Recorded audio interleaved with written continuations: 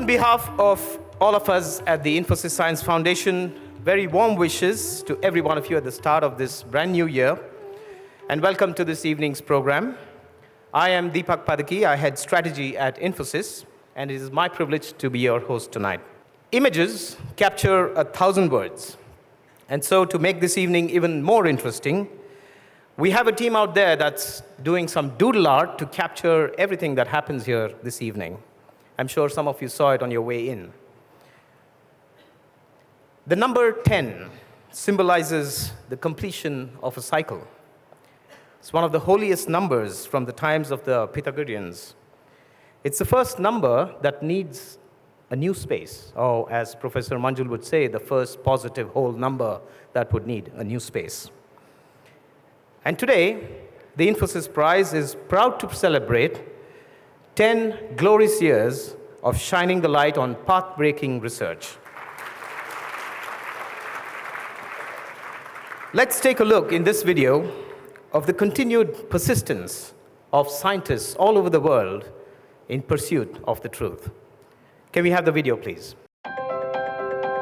Science seeks answers. And for scientists and researchers, seeking answers is a path filled with uncertainties.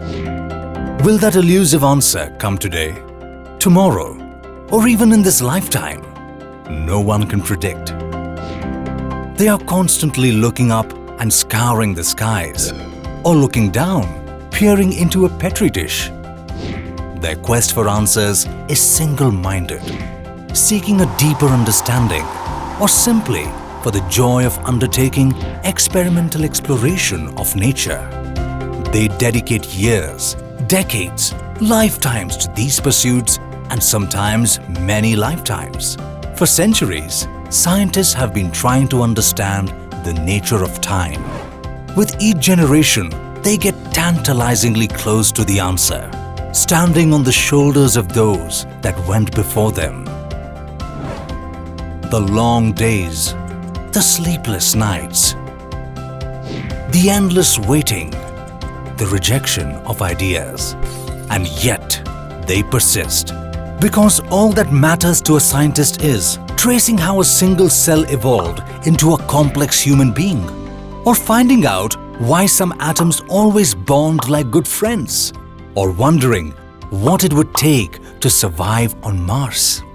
The Infosys Prize has dedicated a brief 10 years to the long and arduous journey of these seekers of knowledge. 10 years is a short span of time to fully understand what these women and men of science strive to find. But what they find could impact our present and alter our future. Building nano devices, developing new vaccines, finding cures for deadly disease, interplanetary travel, or simply revealing to us the beauty and complexity of the world around us. Celebrating 10 years of the Infosys Prize.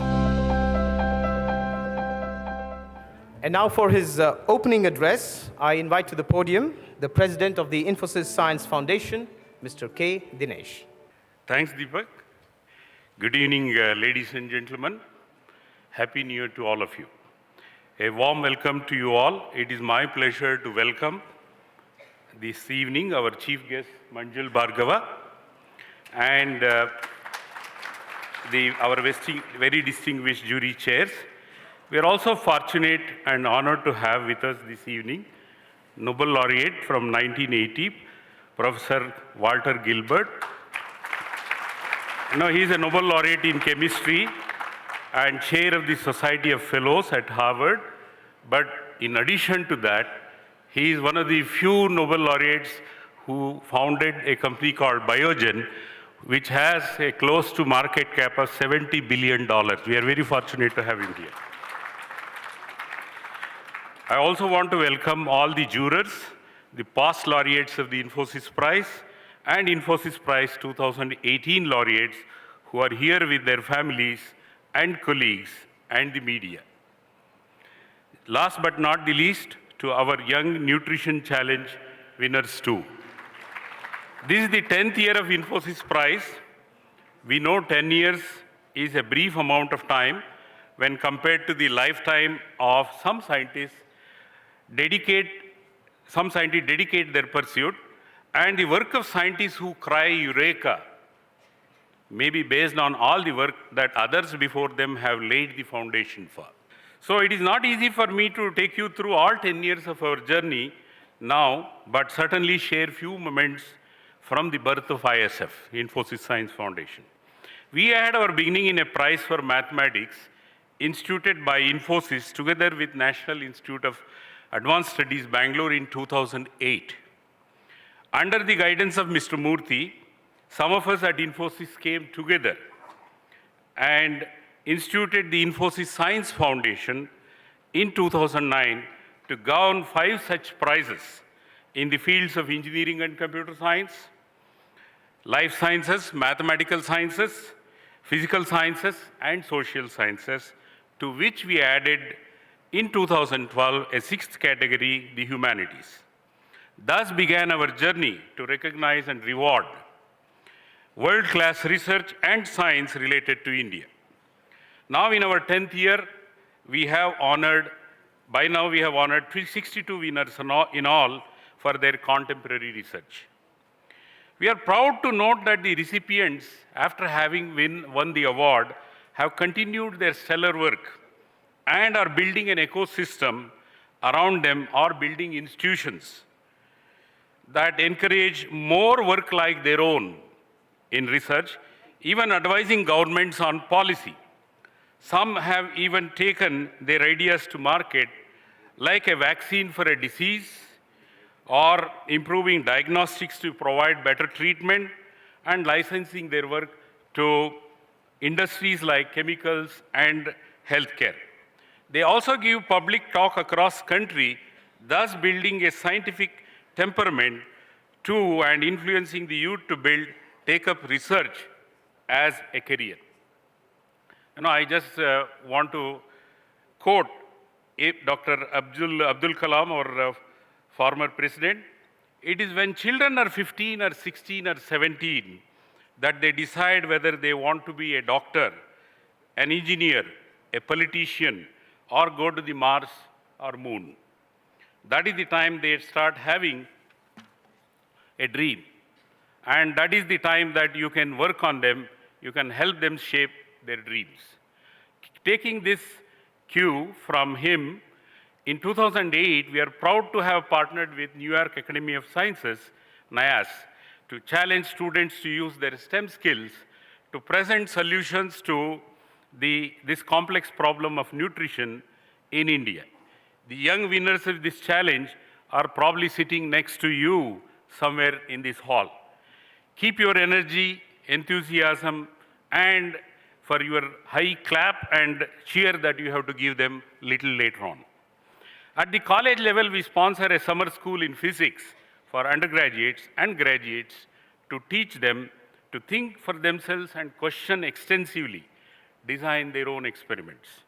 In 2014, we started a training program, Gnanadeepa, for middle and high school teachers, educators from government schools across Karnataka to give them tools and techniques to make science easier and more interesting. With multiple such endeavors, we believe will help sustain appetite for science among the youth.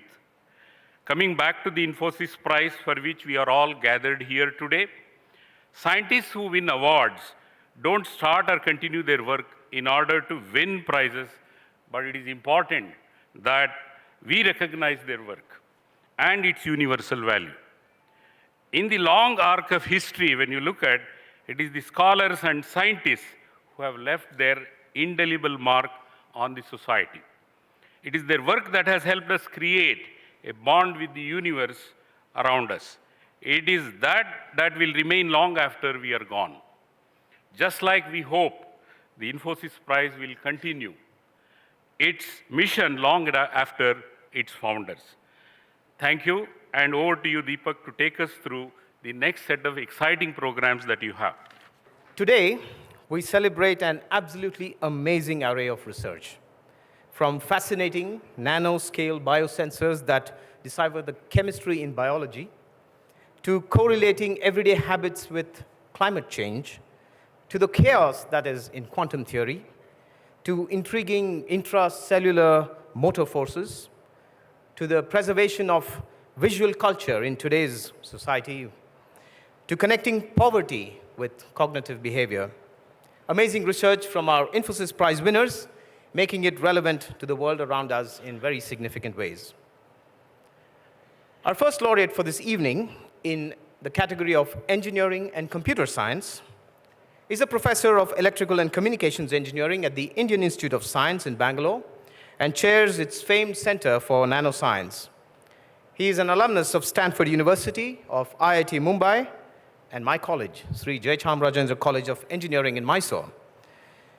He's the author of more than 250 publications, and he holds 24 patents. His research is very tightly linked with application, and which is not surprising because he had a stint as a device engineer at Motorola and also founded a startup. To tell you more about his work and to announce the Infosys Prize in Engineering and Computer Science, let me introduce you to the jury chair, Professor Pradeep Khosla. Professor Khosla is the Chancellor, University of California at San Diego in the USA. He's an internationally renowned electrical and computer engineer. He was previously the Dean of the College of Engineering at Carnegie Mellon University. He's a member of the National Academy of Engineering, a fellow of the IEEE, and of the American Association of Artificial Intelligence. Ladies and gentlemen, please welcome Professor Khosla. Hello, good evening, and welcome everybody. In case you're wondering who the winner is, let me just first start by congratulating Professor Navakanta Bhatt. He's sitting right there. Congratulations. And now you're wondering, what did he do exactly? And when we started the jury process about 9 months ago, that was a big question we were asking. We were looking for people who had not only done some basic discovery in science, but also converted that into practice and made a difference. So imagine now you have to change healthcare, and you want to deliver healthcare to this young man or young woman in a little remote village. There are many, many things that have to happen, but one of the things that has to happen for sure is a lot of testing, which is now done in large labs in a city, have to be delivered right there. So the infrastructure for diagnostics, it's called point-of-care diagnostics, has to be created in a village. Now, you cannot do this in every village. But imagine if you could, like in Honey, I Shrunk the Kids, that movie, you could take the lab and shrink it to one chip, which is like maybe 1 centimeter by 1 centimeter, and you can now do an array of blood tests. You can do an array of genetic tests on that chip. And that is the great development that Professor Bhatt created. He understood the basics of the materials. He understood the chemistry of fluid flow, especially at a very nanoliter microscopy level. And then he built a chip to show that this could indeed be done. Now, the second part of building a chip is probably taken for granted in a country like US because there's a lot of infrastructure. But in India, until about maybe 10 years ago, maybe a little bit more than that, we did not have an infrastructure for building chips. So the second thing he did was really work really hard and create an infrastructure for building chips at the nanoscale. They're microscale now, but they're on our way to being nanoscale.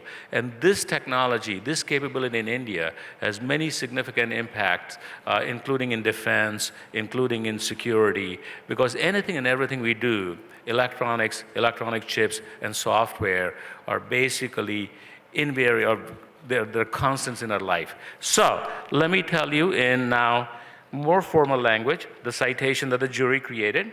So Professor Navakanta Bhatt, you are being given this prize for your work on the design of novel biosensors based on your research in biochemistry and gaseous sensors that push the performance limits of existing metal oxide sensors. I know it's a mouthful, but it's all true.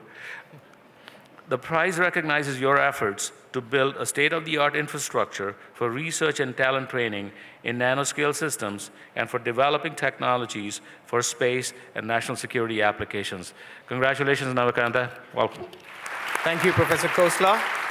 And here is Professor Bhatt talking about what bothers him and what he hopes to achieve. Could we have the video, please? You know, something that has bothered me for the last 3 decades is that we do not have electronic chip manufacturing system. what I would like to see going forward is to transform our country into a vibrant electronic chip manufacturing ecosystem for all applications. My work involves creating ultra low power transistor for future electronic application. Also to create novel sensors for healthcare and environmental monitoring applications.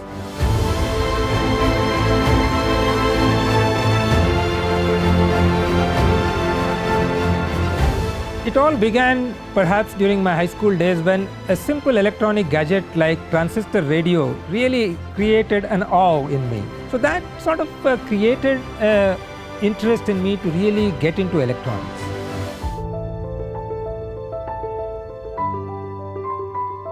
Ladies and gentlemen, please join me in welcoming on stage Professor Navakanta Bhatt. I request Mr. Srinath Bhatni, the anchor trustee for this category, and Professor Khosla to join us for the prize presentation. And may I request Professor Bhargava to present the Infosys Prize in Engineering and Computer Science to Professor Navakanta Bhatt.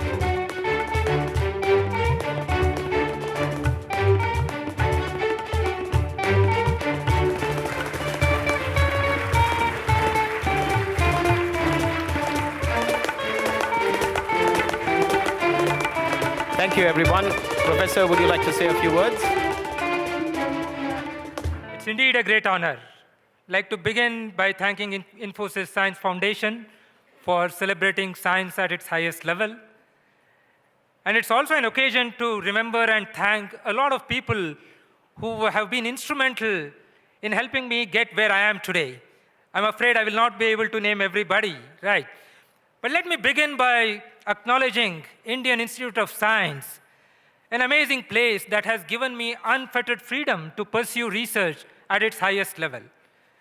And my students, I've had the privilege of working with some of the brightest minds in the country, right? I'm indebted to them. And my collaborators and colleagues, there are a couple of them, Dr. Vinay, the student is here, Dr. Krishnaswamy is here, and more importantly, my colleague Rudra Pratap is sitting here. We have had this dream and we have been able to create one of the finest centers in the world for research in nanotechnology. And also my teachers and mentors who influenced me to pursue research as a career. And coming back to the family front, I would like to thank my parents for instilling in me a confidence and providing foundational values to pursue pursuit of knowledge as something which is very, very important in life. My brothers and other relatives and family who have stood behind, and last but not the least, my wife Shubha and Abhidnya, my daughter, who have been here, who have stood with me all these years. Thank you all, and it is indeed a privilege to be here with you. Thank you. It really is the stuff of science fiction coming to life, isn't it? Not just that you're building these amazing new nano devices, but also developing the materials that they are made of. And speaking of materials, the Infosys Prize consists of a gold medal, a citation, and a purse of $100,000 in each category. The winners are selected by juries consisting of leading researchers from around the world. Keeping us energized this evening is the much accomplished and Grammy Award winner, Dr. Prakash Sontake and his group. Their music is known for a very unique sense of creativity and exploration, so apt for this evening. Moving on to the next category, Humanities. Our winner is a professor at the School of Arts and Aesthetics, Jawaharlal Nehru University. She's an alumnus of Punjab University and MS University in Baroda. She's published essays on secularism, on identities, on difficult histories, and historic painting. She's curated exhibitions in many museums around the world and edited many publications, including one that I found very interesting. It's called No Touching, No Spitting, No Praying. But to tell you more, it is my honor to introduce the winner of the 1998 Nobel Prize in Economics and a Bharat Ratna, Professor Amartya Sen. In 2011, Professor Sen was presented the National Medal of Arts and National Humanities by President Obama. His research ranges over social choice theory, economic theory, ethics, political philosophy, and public health. He is the Thomas W. Lamar University Professor and Professor of Economics and Philosophy at Harvard. Ladies and gentlemen, Professor Amartya Sen, Jury Chair for the Infosys Prize in Humanities. Friends, it's a wonderful opportunity to be here in the bestowal of this award to Professor Kavita Singh. So I read the citation first. The Infosys Prize for 2018 for Humanities is awarded to Professor Kavita Singh, Professor and Dean, School of Arts and Aesthetics, Jawaharlal Nehru University, New Delhi, for her extraordinarily illuminating study of Mughal, Rajput, and Deccan art, as well as her insightful writing on the historical function and the role of museums and their significance in the increasingly fraught and conflicted social world in which visual culture exists today. So I begin by congratulating Kavita, if I may call her that. And she is a legendary scholar and a totally outstanding academic and professor whose fame is well known across the world. She has written on so many different subjects that it's not easy to capture all of that in a 3-minute presentation. Her work on Mughal art is totally pathbreaking, which Mughal art didn't drop from heaven. It had its background and it had its history.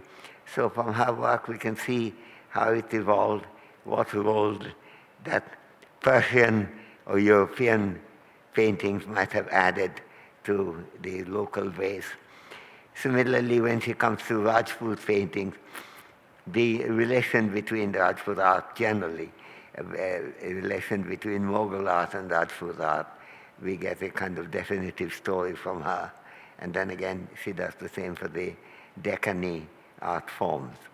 And she applies it not only to painting and normal objects of art, but also to a variety of other areas which we may not put in exactly the same category, including how the manuscripts are presented, her perfumes are bottled, a whole variety of subjects in which art comes into it.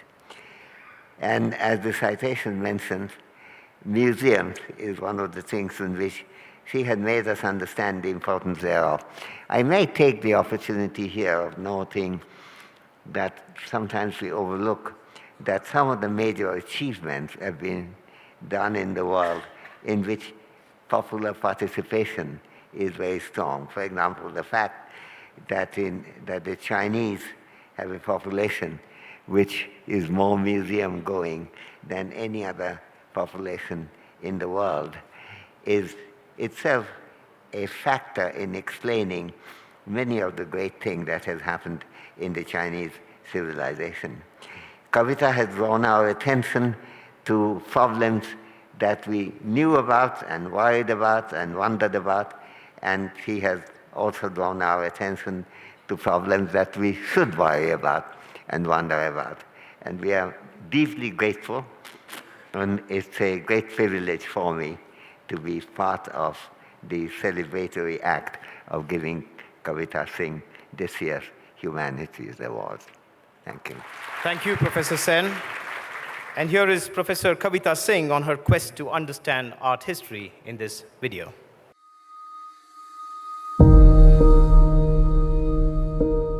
One of the things that I hope to make possible is the translation of the cutting-edge research in art history from English into other Indian languages. The other thing is also grooming another generation of scholars who will continue to be active in the field 30 or 40 years from now. My current work involves two different areas of art history. I'm interested in the history and the politics of the museum and the history of Indian painting traditions, particularly from the Mughal and the Rajput courts. It all began when I chanced upon a book called The Dance of Shiva, which took a sculpture and then brought perspectives of poetry, religion, and history to bear on it.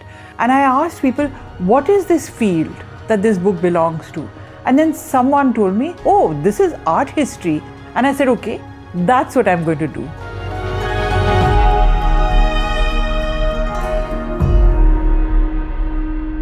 Please join me in welcoming on stage Professor Kavita Singh. May I request Mr. Narayan Murthy and Professor Sen to join us for the prize presentation, and Professor Bhargava to present the Infosys Prize in Humanities to Professor Kavita Singh.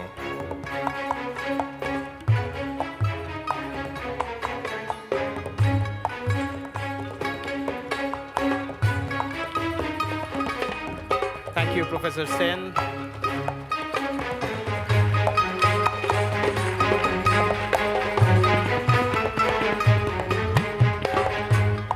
Thank you, Professor Bhargava. Thank you, Mr. Murthy. Professor, would you like to say a few words? Thank you very much. When I received the phone call informing me that the jury this year had done me the huge honor of choosing me for the Infosys Award, my reaction was one of pure disbelief. This is a huge honor, and it's one that I never imagined would come to someone like me for many reasons. One of the reasons being that I work in a discipline that is quite marginal in India. Art history doesn't deserve to be marginal. There can't be many regions in the world that have produced as much art as India has in its long history. And there are very few regions in the world that have as much of a crying need for art history and all that art history can do for its heritage. So I want to thank the Infosys Foundation for everything that they do, for being one of the rare institutions that has also put up this prestigious prize for the humanities. I want to thank the distinguished jury, and of course the esteemed jury chair, from whose hands it's such an honor to receive this, for this wonderful award. And I gratefully receive it not just for myself, but also as a recognition for art history, which is a fascinating discipline in which I'm lucky enough to work. I have so many people to thank for their encouragement and their support in all of these years. And my first thoughts on the day that I got the phone call was for all the teachers and the mentors. And so I want to thank B.N. Goswami and Ratan Parimu and Ghulam Sheikh and Ashok Das and Deborah Swallow and Vishaka Desai and Gerhard Wolf and Avinwam Shalen and Michael and Holly and Michael Conforti, who among others have taught me, and they've given me opportunities and they've given me much needed mentorship. But as I age, the tables are turning, and I find that I'm learning now more and more every day from my students. And so I want to thank my very brilliant research students who are doing work which is, and now I can tell the chair now that the prize is out, who are doing much better work than I could ever do. But what would I do without my family, and what would I be without my family? And I want to thank my mother, who has always been the calm and steady center of my life, who comes to every one of my problems with a solution. I want to thank my loving father, who is not here today in body, but he must be here in spirit, and whose tie my beloved son is wearing to make sure that some part of my father is physically present today. I want to thank my other mother, my Aunt Jasleen, who was my first role model, and who first opened the possibility of a life that can be lived around art and books, and who has been unfailingly generous and supportive to me. There's a family I was born into, and there's the family I married into. And I want to tell Amitava and Romita, and Pinaki and Kumkum, my husband's siblings and their spouses, that I fell in love with them first. And I married Arunava because I wanted to be part of your family. It's the best decision I ever made. They say that behind every successful man, there is a woman, and behind most successful women, there is a life unencumbered by any man. This is not true for me. I married well. And I want to acknowledge today what an example my husband, Arunava Sen, has been for me, showing me what a dedicated and ethical life in academics should look like. And of course, there's the greatest gift that we gave to each other, our wonderful son. Finally, I want to acknowledge Jawaharlal Nehru University. It's the institution where I have worked for 17 years, and which, until recently, was a very congenial and a very supportive place. We never had much money or facilities, but we had excellent colleagues, and we had academic freedom. Today, things are bad. Things are comically bad in my institutional home. How bad, you may ask? After I came to Bangalore, I checked my email and I found that the leave application I had put in to come here to receive this award had been rejected by my Vice Chancellor. So please be warned that my presence on this stage today is illegitimate. But I am so very glad and so very deeply grateful to be here nonetheless. Thank you all from the bottom of my heart. Thank you, Professor Singh. Congratulations to you and your families. Our next laureate, and this is in the category of life sciences, is a professor at the Department of Biological Sciences at the Tata Institute of Fundamental Research in Mumbai. He completed his master's in physics from Allahabad University and got his PhD in condensed matter physics at TIFR. He was a Human Frontier Sciences Program long-term postdoctoral fellow at the University of California. But to announce the Infosys Prize in Life Sciences, I'm very pleased to introduce the jury chair for this category, Professor Mriganka Sur. Dr. Sur is the Newton Professor of Neuroscience, the director of the Simon Center for the Social Brain, and an investigator at the Pickover Institute for Learning and Memory at the Massachusetts Institute of Technology. He received the Hans Lucas Tuber Scholar Award in Brain Sciences in 1997, the Sherman Fairchild Chair in 1998, and the Newton Chair in 2008. Ladies and gentlemen, please welcome Professor Mriganka Sur. On behalf of the jury in Life Sciences for the Infosys Prize, I'm delighted to announce the winner for 2008 as Professor Roop Malik of the Tata Institute of Fundamental Research in Mumbai. The citation reads, the Infosys Prize is awarded to Professor Roop Malik for his pioneering work on molecular motor proteins, which are crucial for the functioning of living cells.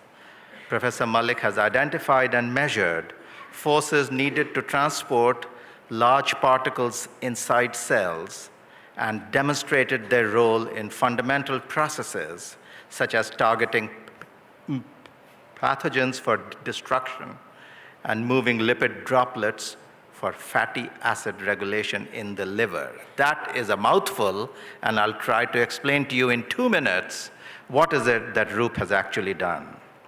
Motion and movement are central to life. All living things grow and change and have molecules within their cells that move. This is true for each of the 30 trillion cells that make your body and mine. Roop Malik's work takes us to new levels of understanding of how materials move inside cells. His work is conceptually deep and technically sophisticated. By using optical tweezers, these are forces exerted by light from a laser on particles, he has shown that tiny motors called dynein and kinesin, which live within cells, move particles. This movement is important for many processes and diseases. For example, within the liver, a motor called dynein works in large teams assembled by cholesterol to move phagosomes, or balls of bad stuff, for the destruction. In leishmaniasis, or Kala-Azar, which is the second largest parasitic killer of people in the world after malaria, Roop Malik showed that this transport may be disrupted, allowing the parasite to survive and proliferate.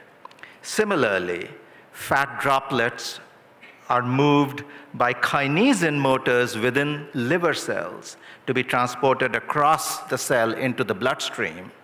And if there is excess fat in the blood, it leads to a host of disorders such as diabetes and obesity. So understanding fundamental cell biological mechanisms such as this can be crucial for treating a host of disorders such as parasitic infections as well as disorders of metabolism. This is deep, fundamental work with enormous implications for health and disease. Professor Malik, congratulations on your brilliant work. Thank you, Professor Sur. And here is Professor Malik reflecting on his research in this video.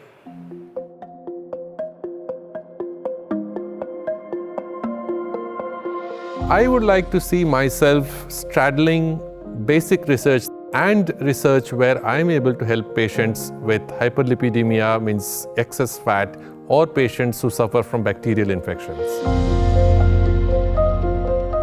My current work involves trying to understand how very tiny proteins called motor proteins transport bacteria, pathogens, and also fat inside the cells of our body.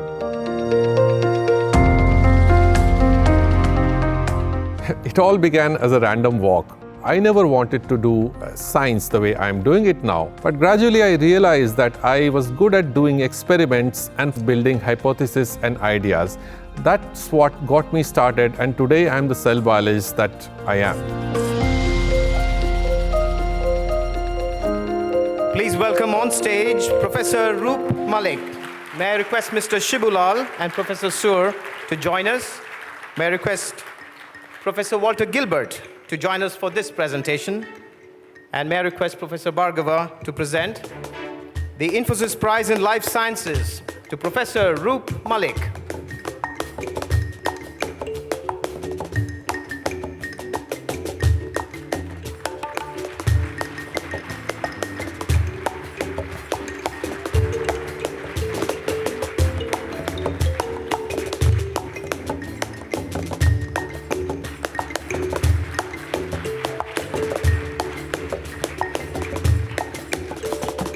Thank you, professors. Thank you, Professor Gilbert.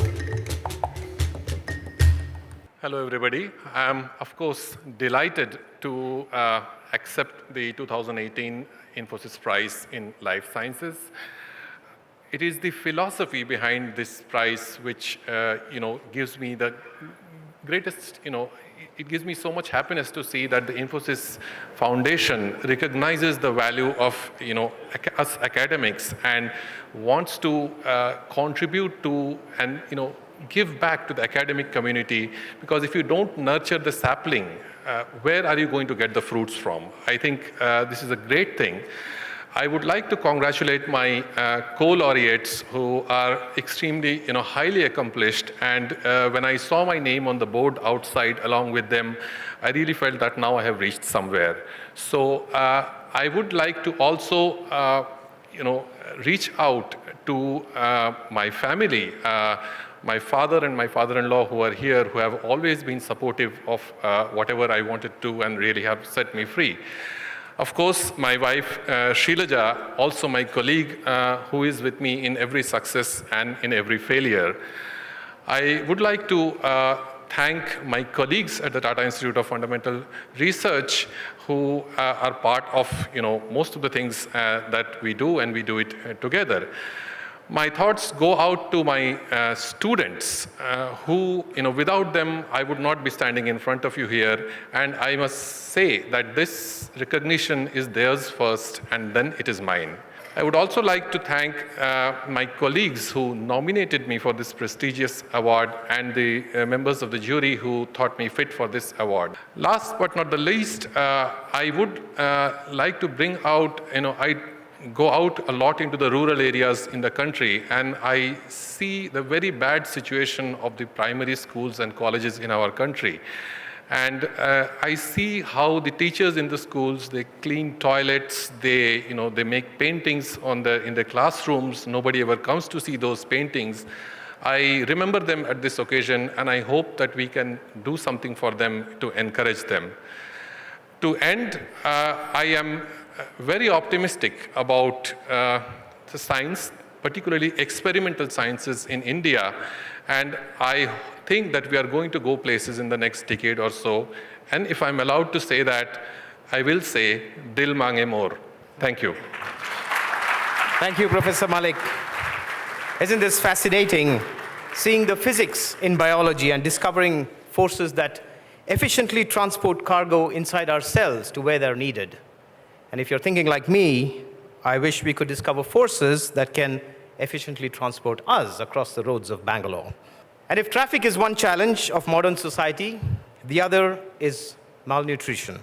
Let me call on stage Bhavna Mehra from the Infosys Science Foundation to tell you about the ISF Nutrition Challenge that we held earlier this year. Bhavna? Thank you, Deepak. Good evening, everyone. The right to food is a basic human right that's recognized internationally. The National Food Security Act was passed into law in India in 2013. And while there are a myriad schemes by NGOs and successive governments, people are still living in hunger. The problem of malnutrition persists. When we decided this year to throw open a grand challenge to students, this was the topic that came to mind immediately, therefore. So, in partnership with the New York Academy of Sciences, we challenged youngsters in India between the ages 13 to 18 to apply scientific thinking to this problem, specifically for children under the age of 6 and for childbearing women. So I'd like to invite Mr. Mohandas Pai, who is the sponsor trustee and a judge on the selection panel, to tell us a little bit more. Good evening, folks. We chose to challenge students to apply their STEM skills to the problem of malnutrition in India, specifically for women of childbearing age, expectant mothers, and children up to 5 years. The National Health and Family Survey 2015-16 says that around 35% of children in India suffer from malnutrition, many of them because of bad water, a condition that can cause stunted growth and lifelong negative health effects. This also affects their own career prospects and the productivity of the economy. We felt that by challenging students to address this issue, we were accomplishing multiple things. The challenge seeks an innovative solution to a very dire social problem. It gets students to develop a sense of empathy for the peers in India. And two, to the Science Foundation's mission of promoting scientific thinking, it asks solvers to draw on their STEM skills to find a potential solution to the challenge. India has tackled the problem of undernourishment for a very long time, but we still have a long way to go. So the Infosys Science Foundation thought of putting out this challenge to young, bright minds with a fresh perspective so they could use innovative ways to solve this problem. I hope these suggestions go a long way in improving the nutrition levels of expectant mothers and young children in India and realizing a fuller potential of our nation's productivity. Thank you. Since we're so privileged to have with us, so privileged to have with us a champion of development economics and human rights, Professor Amartya Sen, I would request him to, along with Mr. Pai, present the prizes to the students. And please welcome on stage the runners-up Team NutriApp. Students, please come on stage. So each member of the top teams have won an exclusive trip to ISRO to watch an inspirational sight, the launch of a rocket. They also receive a membership to the Junior Academy of the New York Academy of Sciences. Congratulations, Arzu, Arnab, Pradyumna, Pratham, and Samvit from Samhita School.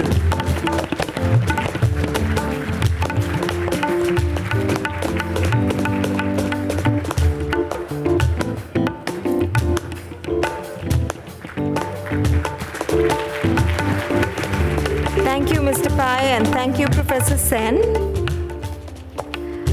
I invite the students to present their solution to us now.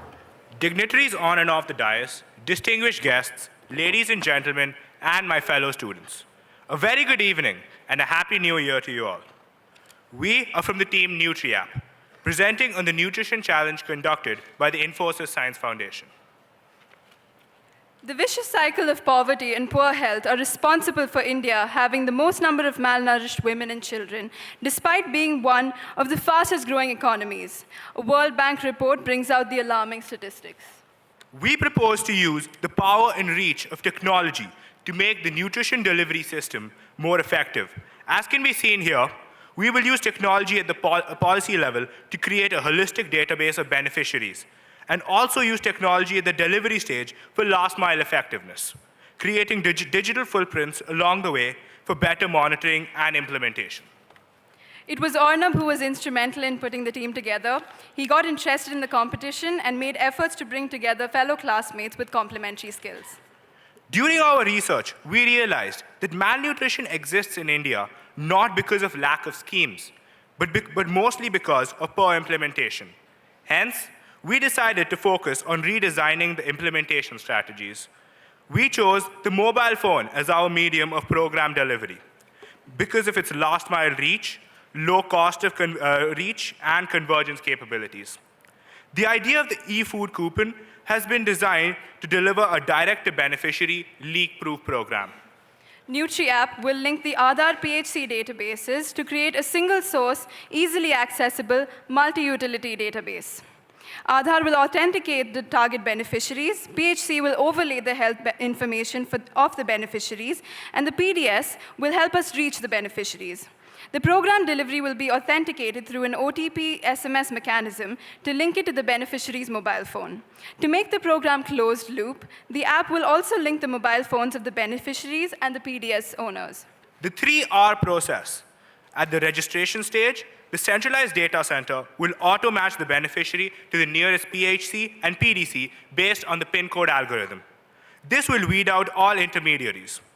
Beneficiaries will receive the food coupon only after the PHC data is captured, matched, and verified, again, through an algorithm. The last stage is when the coupon can be redeemed for food grains at the PDC. For redemption to happen, the beneficiary OTP and the PDC counterparty OTP have to match. Redemption can be initiated only from the phone of the beneficiary. We are overwhelmed to be here today and overjoyed to have made it this far in the competition. It is a great honor to be amongst the supremely accomplished and brilliant minds gathered here. We will remain inspired to follow in their footsteps. We would also like to thank the Infosys Science Foundation and the New York Academy of Sciences for creating this wonderful platform for students. We are not here just as a chosen team, but as a representative of the entire student community.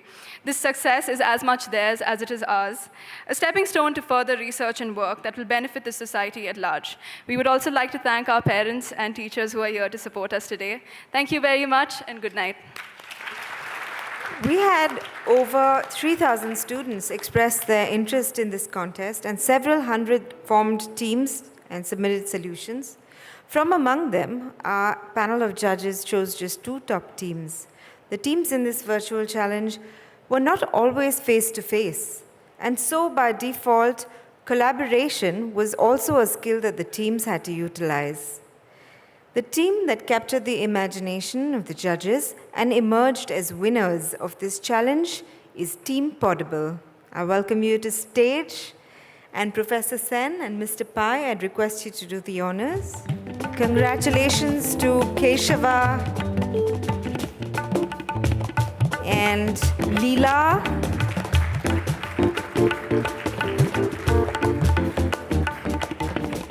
And Arunima and Prithvi and Sandeep from Team Portable.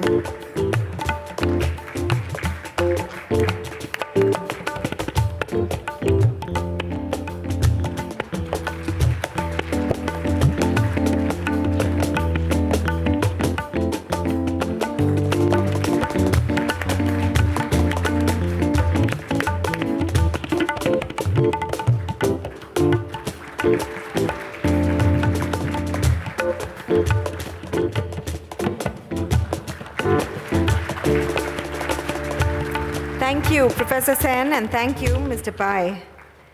So let's hear what they had to offer up against this mammoth problem of malnutrition in India. Good evening. Thank you for having us. We are Team Portable. My name is Leela, this is Keshava, and we're both from Chennai. Prithvi and Sandeep are from Mysore, and Arunima is from Bangalore. We met through the Junior Academy of the New York Academy of Sciences and have been working on our solution for months now.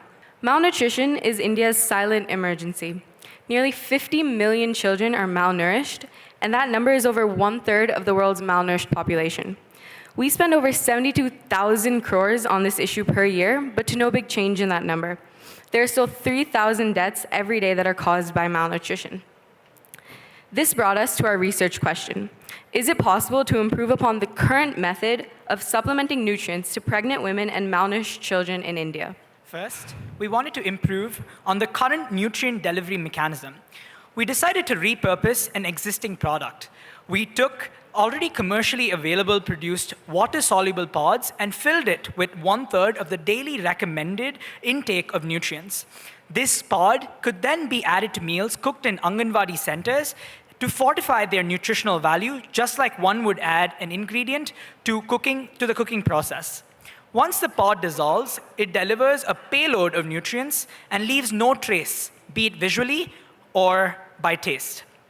The way these pods are constructed is by encasing a mixture of nutrients in monosol, a water-soluble film.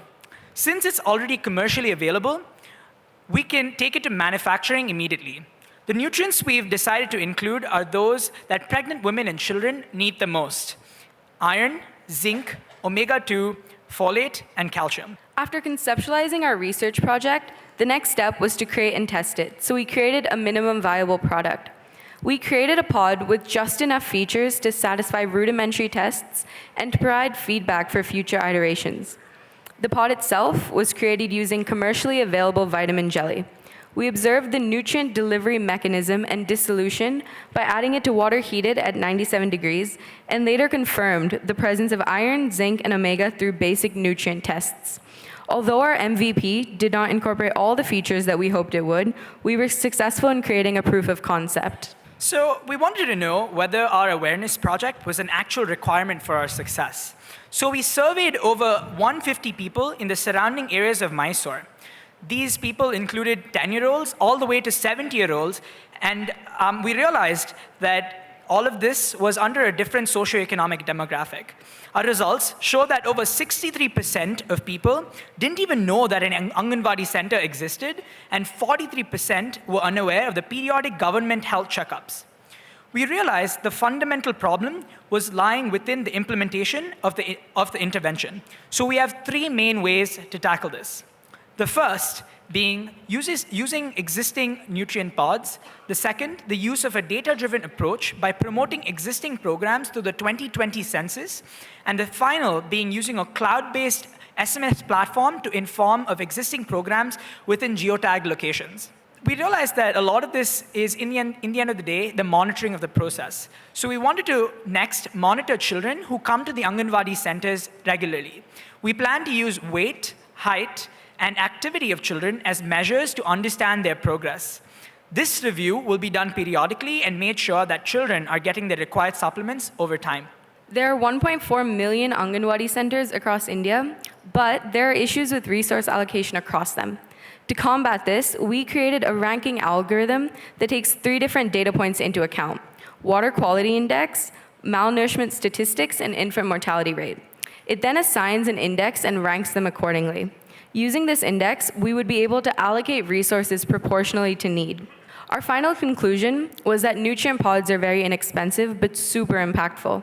They are easily delivered through Anganwadi centers, and we created a proprietary algorithm to fix resource allocation.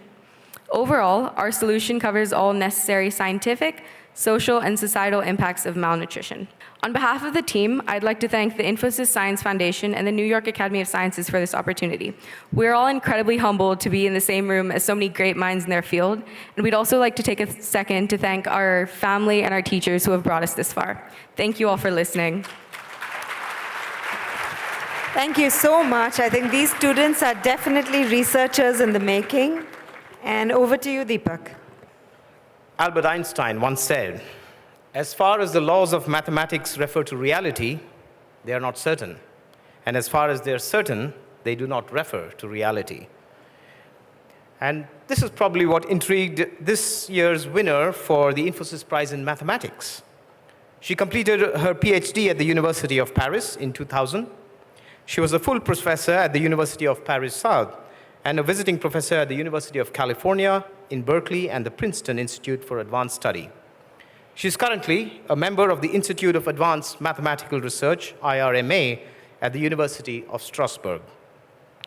To tell you about her work, it's my privilege to introduce Professor Srinivasa Varadan, Jury Chair for Mathematical Sciences. Professor Varadan is a professor of mathematics and the Frank J. Gould Professor of Science at the Courant Institute of Mathematical Sciences in New York. In 2011, he was awarded the highest honor bestowed by the United States government on scientists, engineers, and inventors, the National Medal of Science, for his work in probability theory. He's a winner of the prestigious Abel Prize in 2007 and was awarded the Padma Bhushan in 2008. Ladies and gentlemen, Professor Srinivasa Varadan. Let me congratulate first Nalini Anantharaman for being the winner of this year's Infosys Prize in Mathematics. So let me read the citation first. The Infosys Prize 2018 for Mathematical Sciences is awarded to Professor Nalini Anantharaman, Professor and Chair of Mathematics, Institute for Advanced Study, University of Strasbourg, France.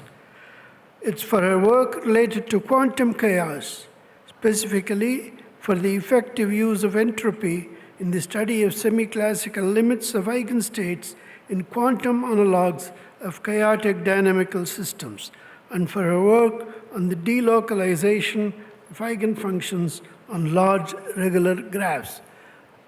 I'm sure you all got it by now. So what I'll try to do is try to explain at least what the work is about, so you have a feeling. So the idea is one studies dynamical systems classically as equations of how things move. And the quantum version of these things is a method, it's called quantization of dynamical systems, and that's what reality is supposed to be. Now, the relationship between quantum system and classical systems, one has to study how they correspond to each other. And there is a constant, Planck's constant, that comes into play whenever you quantize things.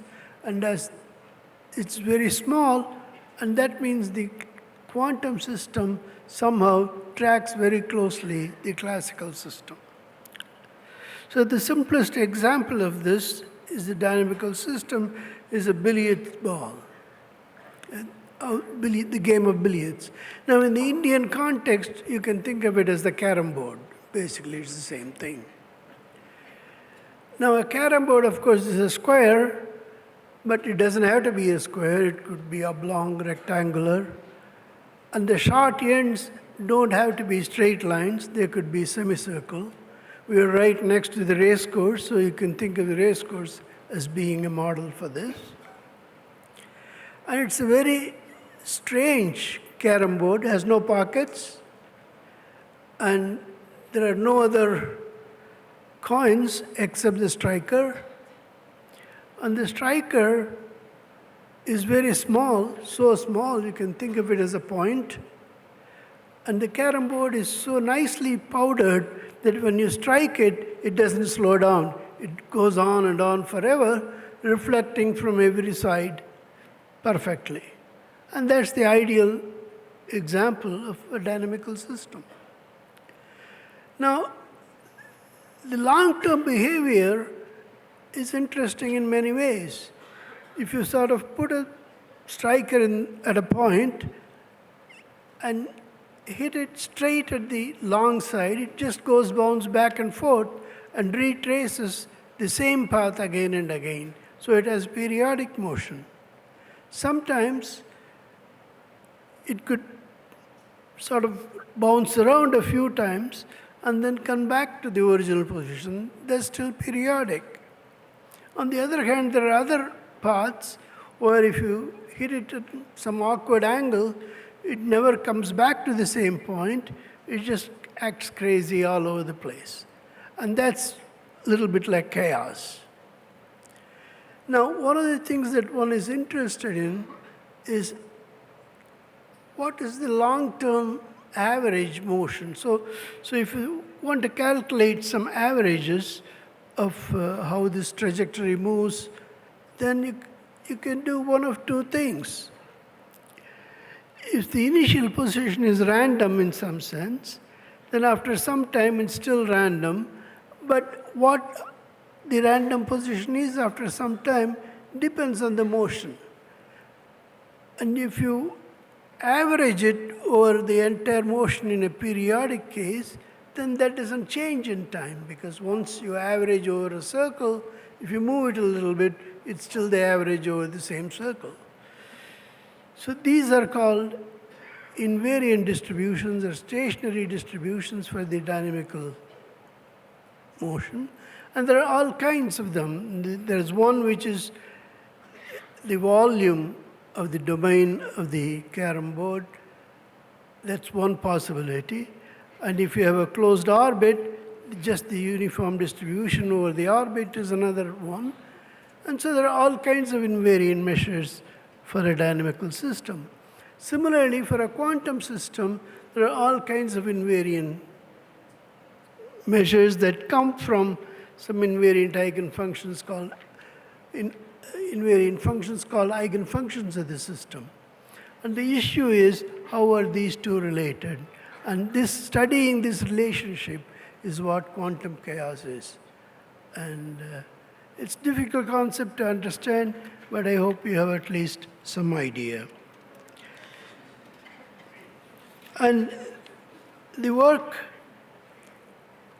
that Nalini did is the transition between one and the other, how to make the correspondence between quantum averages and classical averages. That's the best I can do.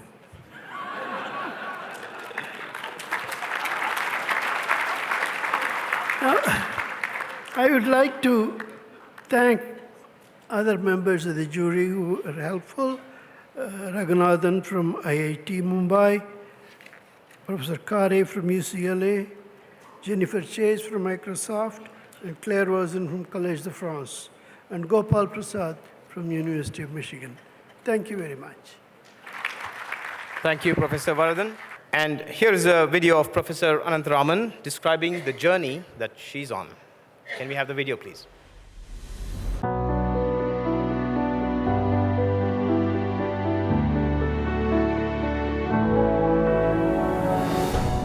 In the next 10 years, I will probably continue doing research in mathematics. It's difficult to know exactly where the path will lead. I tend to follow my inspiration of the moment.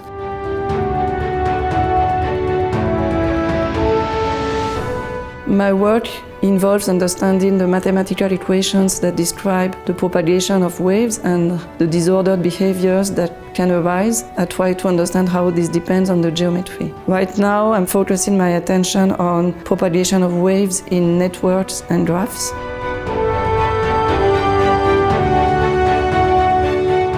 I think this journey started in my childhood with the love and the confidence that my parents gave me. I think this was really crucial for me.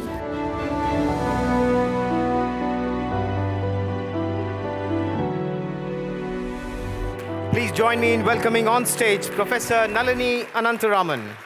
May I request Mr. Nandan Nilekani and Professor Varadan to join us for the prize presentation. And may I request Professor Bhargava to present the Infosys Prize in Mathematics to Professor Nalini Anantharaman. Let's give her a big hand.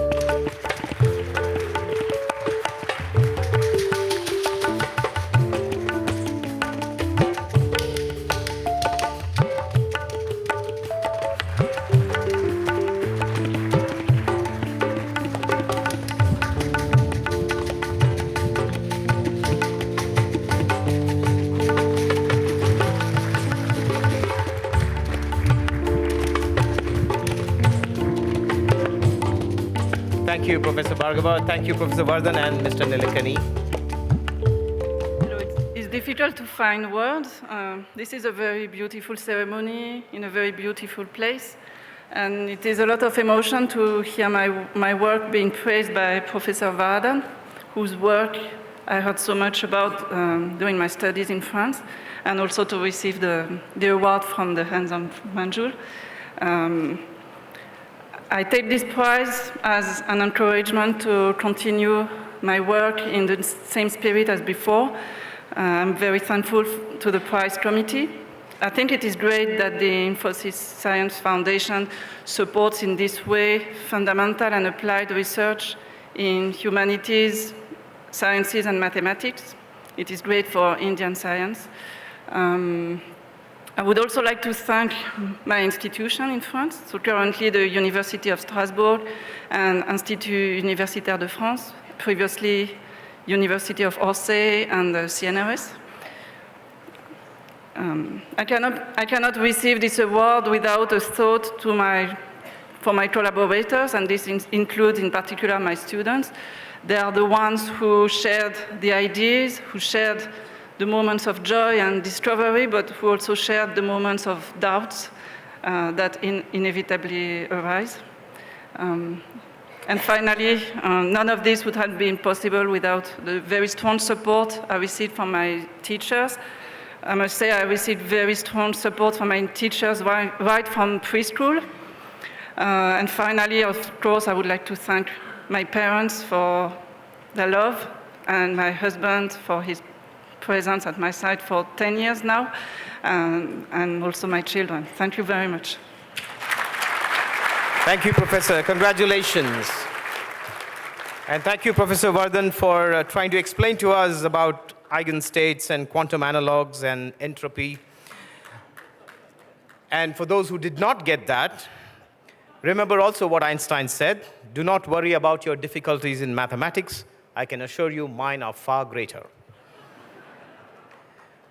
Let's move on to the next category, which is physical sciences. And this year's winner is a professor at the Center of Atmospheric and Oceanic Sciences at the Indian Institute of Science in Bangalore. He's also the director of the Devecha Center for Climate Change. He's the executive director at the Future Earth Initiative. He got his PhD from the Vikram Sarabhai Space Center and did his postdoctoral work at the famous Scripps Institute of Oceanography in the US, the University of Bern in Switzerland, and at the NASA Goddard Flight Center in the US. To announce this prize, it is my pleasure to introduce the jury chair, Professor Srinivas Kulkarni. Professor Kulkarni is the George Ellery Hale Professor of Astronomy and Planetary Science at the California Institute of Technology. He's the former director of the famous Caltech observatories. His primary interests are the study of cosmic explosions, neutron stars, and developing new methodologies for astronomical research. He is known for the discovery of the first millisecond pulsar and the first brown dwarf. In 2017, he won the Dan David Prize for his contribution to the emerging field of time domain astronomy. Ladies and gentlemen, please put your hands together for Professor Srinivas Kulkarni. This year's the Infosys Prize 2018 for Physical Sciences is awarded to Professor S.K. Satish for his pioneering scientific work in the field of climate change. His studies on black carbon aerosols, the dark light-absorbing microscopic particles in air which greatly influence the energy balance of the atmosphere over the Indian subcontinent, have enabled the elucidation of the role of these particles on climate, precipitation, and human health over the Indian subcontinent. The jury panel consists of Professor Jiten Goswami, former director of NPL, Professor Ravi Shankar of Colorado State University, Professor Sudhir Sachdev, chairman of the Harvard Physics Department, Dame Carol Robinson of Oxford University. I think I have perhaps the easiest job in explaining why we gave prize, because all of you breathe air and notice the absence of rain. The Earth's climate is, in some sense, very easy to specify. Sunlight comes in, and some amount is radiated back, and the difference is what keeps the temperature. It's very easy to tell you what it is. However, the outgoing emission depends strongly on the constitution of the atmospheric matter. For example, if you have a large number of active volcanoes, as was the case hundreds of millions of years ago here in the Deccan Plateau, then you have carbon dioxide, and that traps heat, and the temperature of the atmosphere will increase, as in Venus.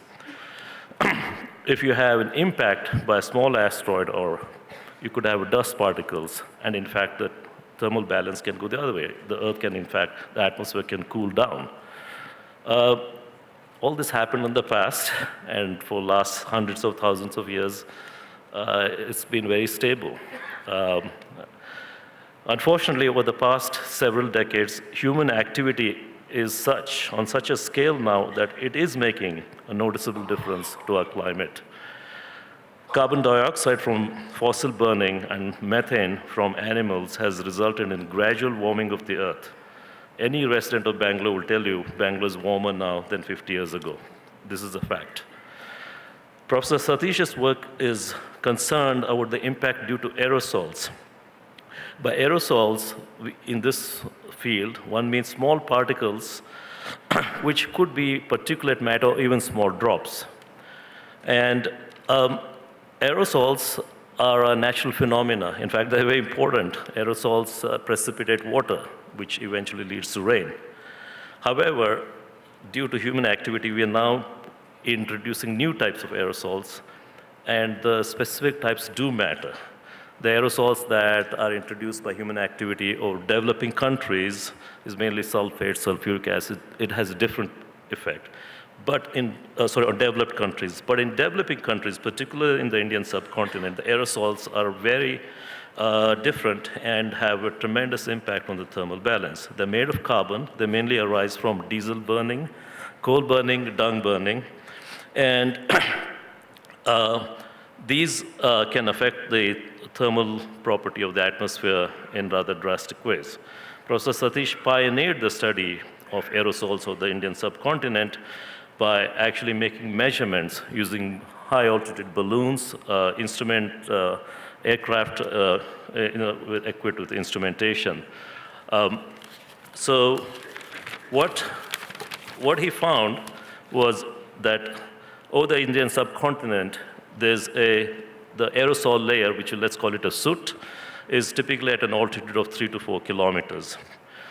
It's very easy to actually explain the problem. So you have this dark particles 4 kilometers above, here's Earth, and these particles are now absorbing sunlight. So they warm up a bit, but those rays which have reached Earth and heated up the Earth are now no longer heated as much. They're absorbed there, it's like a shadow. And you might say, oh, that's pretty good, because it's less warm, it's cooler. No, because the net result is deadly, because it turns out, as all of you know, the monsoons come at the very end of summer. It is extremely hot, and then the monsoons start. The temperature of the ocean is about 28 degrees centigrade. That on the ground is 35. That is the triggering criteria for monsoons. If you now no longer heat that ground because the aerosols are absorbing this, the monsoons are delayed. Your heat wait longer. And in the entire subcontinent, monsoons is the health and wealth of the nation. So these are not small effects at all, and they're very specific to this, our subcontinent, and perhaps to, perhaps less so to China. Anyway, his work we now understand the solution is pretty straightforward. Diesel has to be replaced by CNG. Major power plants which burn coal are replaced by solar. We may be just in time to prevent this particular local tragedy. However, I'm sorry to tell you, global warming will continue as long as all the nations around the world continue to pump increasing amount of carbon dioxide in the atmosphere. For that, of course, we need a global solution. This doesn't sound like a great way to celebrate, but science is all about reality, and sometimes reality is very bad, but it's good to know what it is, and I'm very happy we are recognizing reality here, and so congratulations, Dr. Satish. And let's have a video now where Professor Satish talks about those little particles way up in the sky.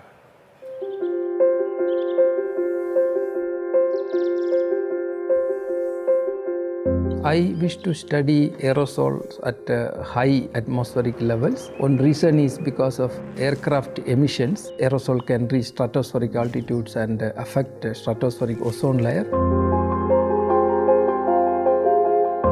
My current work is to understand the climate impact of light-absorbing aerosols.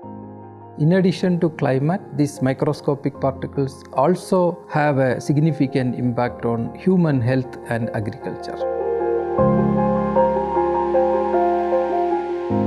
Originally, I wanted to become an electronics engineer, but I learned about Earth's atmosphere when I was doing my master's in physics. I got interested in climate science because of its direct implications to the society.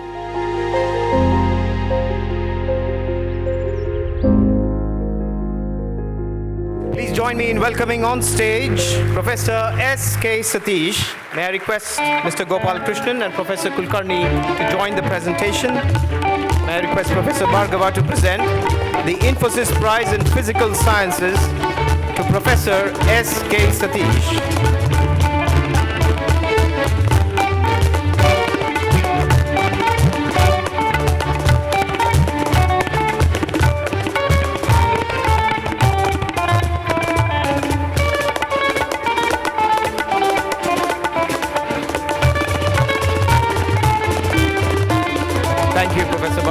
Thank you, Professor Kulkarni. Thank you, Mr. Gopal Krishnan. Professor Satish, a few words from you. Good evening to all. I would like to thank Infosys Science Foundation for presenting this great honor to me. I would like to also thank jury chair and members of the other members for evaluating my contributions and selecting me to receive this award today. This would not have been possible without the constant support and encouragement of my mentors, close colleagues, collaborators, and my students. And I would like to thank all of them. This is a long list. And specifically, I would like to express my gratitude to Dr. Krishnamurthy, former director of Space Physics Laboratory of Indian Space Research Organization, and he was also my PhD supervisor about 25 years back, from whom I learned the fundamentals of atmospheric aerosols. I am fortunate to be part of the Indian Institute of Science, which encourages early career scientists and promotes collaboration and cooperation. And the scientific freedom we enjoy at the Institute is unmatched in India and probably elsewhere. My father and elder brother were great inspiration for me. I would like to remember and I thank both of them. And most importantly, I would like to thank my mother, sister, and my wife Deepshika, and my son Sadeep. All are here for their constant support and cooperation, especially during my absence in the family for when I go for conducting field experiments. Thank you all. Thank you, Professor Satish. Congratulations. Men argue, but nature acts. So thank you, Professor Kulkarni, for shining the light on this civilizational wake-up call. Our final category this evening is social sciences. And this year's winner is a creative economist who has done path-breaking work in behavioral economics. He's presently the university professor at the Booth School of Business in the University of Chicago. He did his BA in computer science, mathematics, and economics from Cornell, and he was awarded his PhD in economics from Harvard. In 2002, he was awarded a MacArthur Fellowship, which is also known as the Genius Award. To announce the award for social sciences, it is my pleasure to introduce Professor Abhijit Banerjee, who has very graciously stepped in for the jury chair, Professor Kaushik Basu, who was unfortunately unable to join us in Bangalore today. Professor Banerjee is the Ford Foundation International Professor of Economics at the Massachusetts Institute of Technology. He received the Infosys Prize in 2009 in Social Sciences and Economics. He was named one of Foreign Policy magazine's top 100 global thinkers. He served on the UN Secretary General's high-level panel of eminent persons. Ladies and gentlemen, Professor Abhijit Banerjee. When Kaushik asked me to step in for him because he couldn't be here, I couldn't have been more delighted. The honoree is someone I've been friends, co-authors, colleagues, and co-conspirators with for 20 years since he joined MIT as an assistant professor. He was legendary from day one. For his brilliance, but also because he was willing to take on all the students in basketball. There were also rumors that if you really want to talk to him, you have to get up at 6 a.m. and go to the gym with him. But back to the brilliance. I think what Sendel brings to economics is an almost unique ability to ask important questions and not just take half answers for them. He started his research by kind of documenting this running battle between shareholders, other shareholders, and the CEOs in India and in the US, and showing that that has major consequences. He went on to show that, I think, very important and influential evidence on the presence of racism and casteism in recruitment of employees. He did some of the most important work showing how corruption operates on the ground in India. I should ask him about it. It's really interesting. He has recently decided that economics isn't interesting enough and is now trying to bring the tools from AI into the social sciences. The jury, this is all important work. The jury recognized most centrally his work that's in his book with Eldar Shafir on scarcity, which is the idea that being poor robs us of the mental space to take good decisions. And that then reinforces poverty. This very important idea is now, I think, it has wings and will become one of the transformative ideas in the field of development economics and in the study of poverty more generally. I'm going to read out the citation. Sendel is being awarded for his path-breaking work in behavioral economics. His research has had substantial impact on diverse fields such as development, public finance, corporate finance, and policy design. A significant part of this work is relevant to India. He's currently working on big data and machine learning issues and applications in economics. Congratulations, Sendel. Let's watch now Professor Mulainathan talking about his enduring conversation with nature. I think in 10 years, I don't know where I'll be, and I think that is the best part of research. In fact, I think that what makes research so interesting is we're ultimately sitting down and having a conversation with nature, and nature always surprises us. My current work involves applying machine learning to a variety of problems. I think this is going to be a big change in the next 50 years. This is just such a different way to use data to analyze the world and interact with the world around us. I'd say it all began for me when I was younger and really enjoyed learning things. It's a visceral pleasure that's almost as good as eating a chocolate chip cookie or something delicious. And I think doing research is the best way to constantly be learning something new. Please join me in welcoming on stage Professor Sendel Mulainathan. May I request Mr. Mohandas Pai and Professor Banerjee to join us? And may I request Professor Bhargava to present the Infosys Prize in Social Sciences to Professor Sendel Mulainathan. Let's give him a big hand.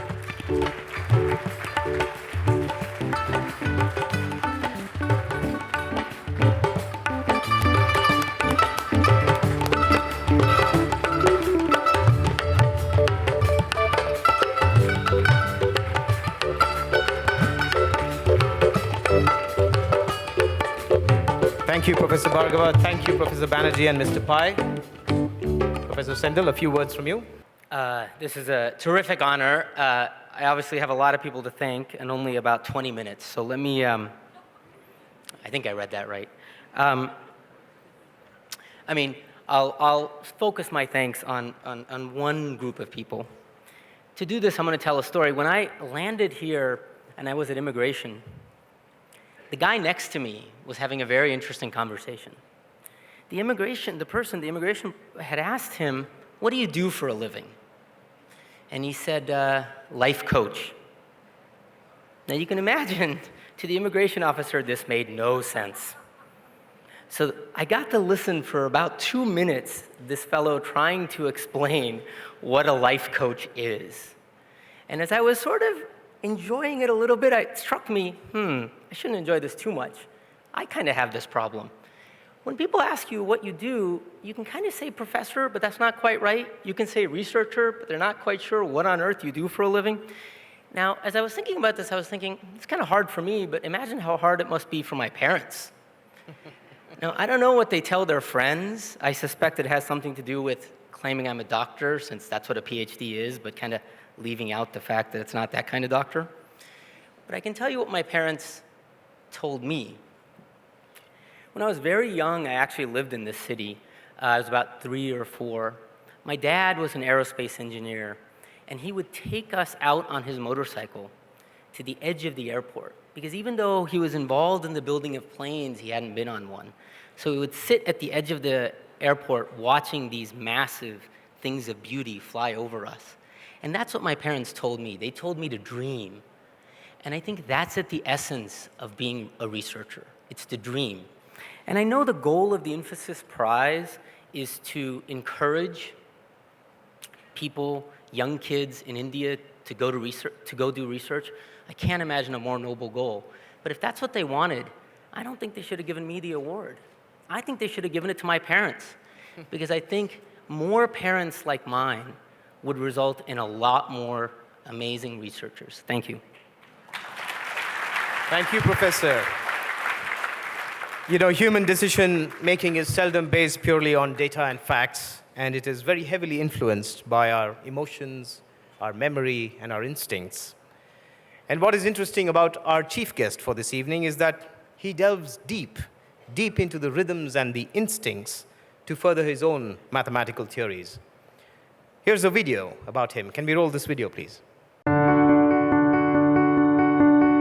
Mathematics, the queen of science? Or is it art in disguise? Our chief guest today is someone who practices math like an art. He believes that the left and the right brain work together to understand the beauty of numbers. He believes in an education that marries aesthetics with science and is himself a product of the Indian liberal arts system. He saw the beauty of numbers not in his math texts, but in the ancient Sanskrit poetry, which he studied under the tutelage of his grandfather, a Sanskrit scholar. In the rhythms of the tabla, which he learned from the maestro Zakir Hussain, he found not just music, but inspiration. And so, it's no surprise that he often turns to these creative outlets when a mathematical problem bogs him down. Taking this approach into his teaching, he explains mathematical equations to his students using the rhythms of the tabla along with Hemachandra's Sanskrit poetry.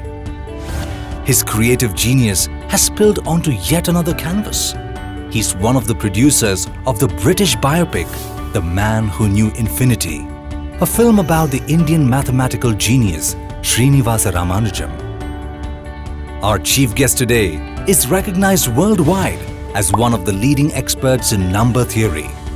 He is the first person of Indian origin to receive the Fields Medal in 2014. He has also received the Infosys Prize in 2012 along with numerous other accolades. We are honored to have with us Professor Manjul Bhargava. And may I now call upon Mr. Narayana Murthy to formally introduce our chief guest. Mr. Murthy? It was about 8 years ago that a bright Princeton junior in mathematics who was interning at Infosys sent me a mail wanting to show me some advanced card magic.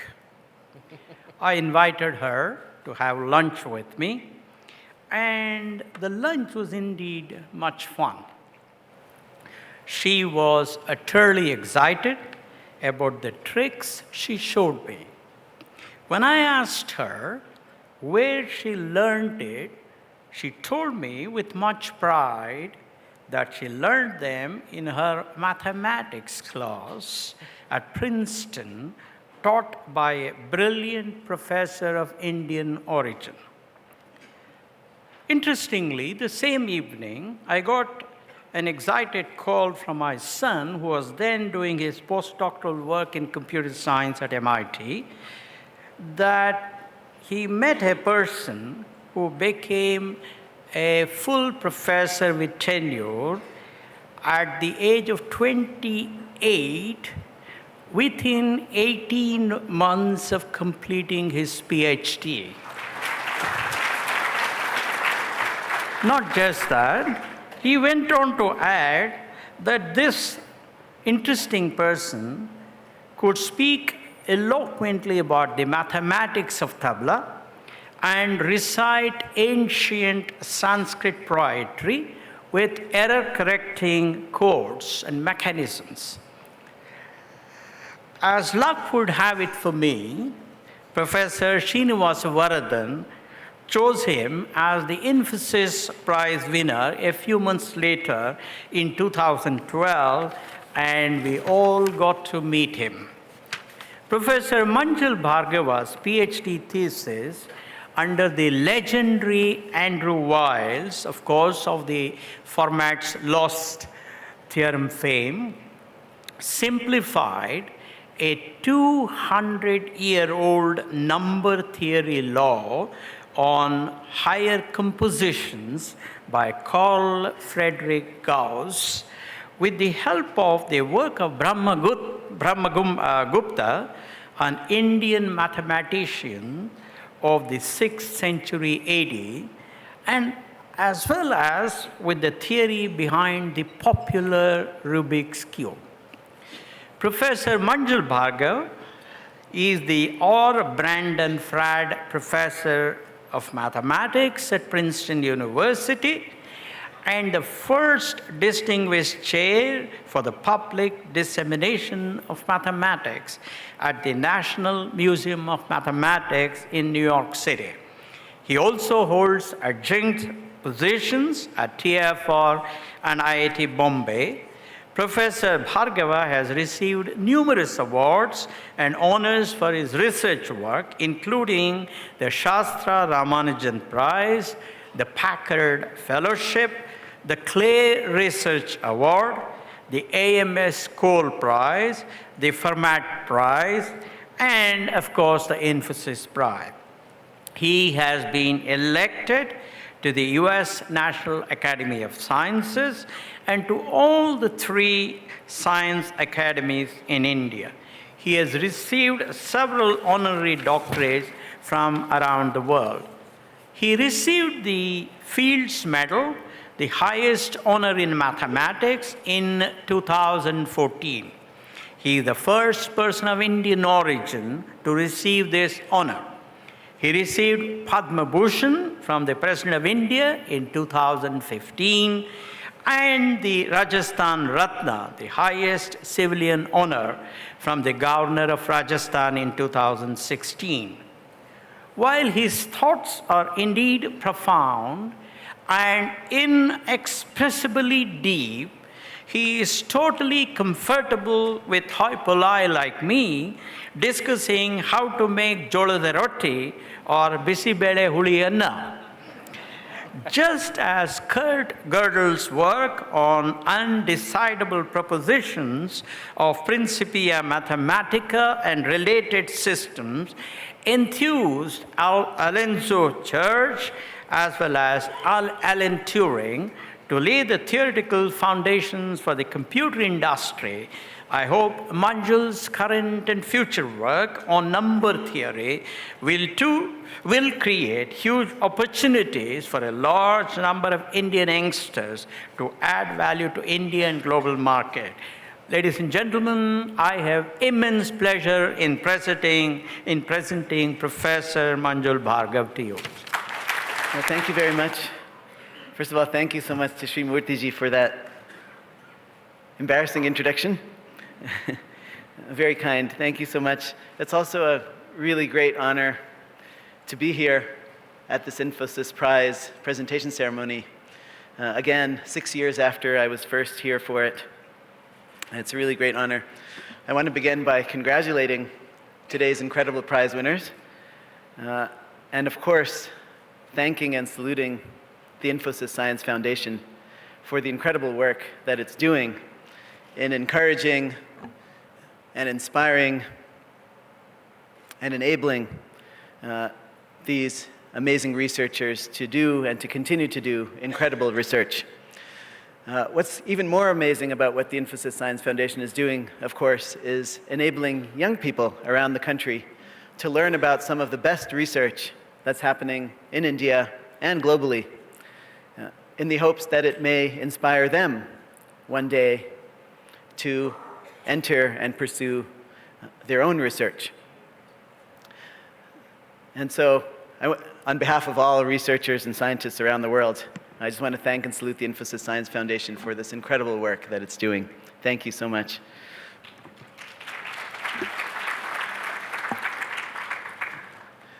So what I was asked to talk about today is a little bit about my own journey in mathematics and what excited and inspired me growing up and deciding to become a mathematician.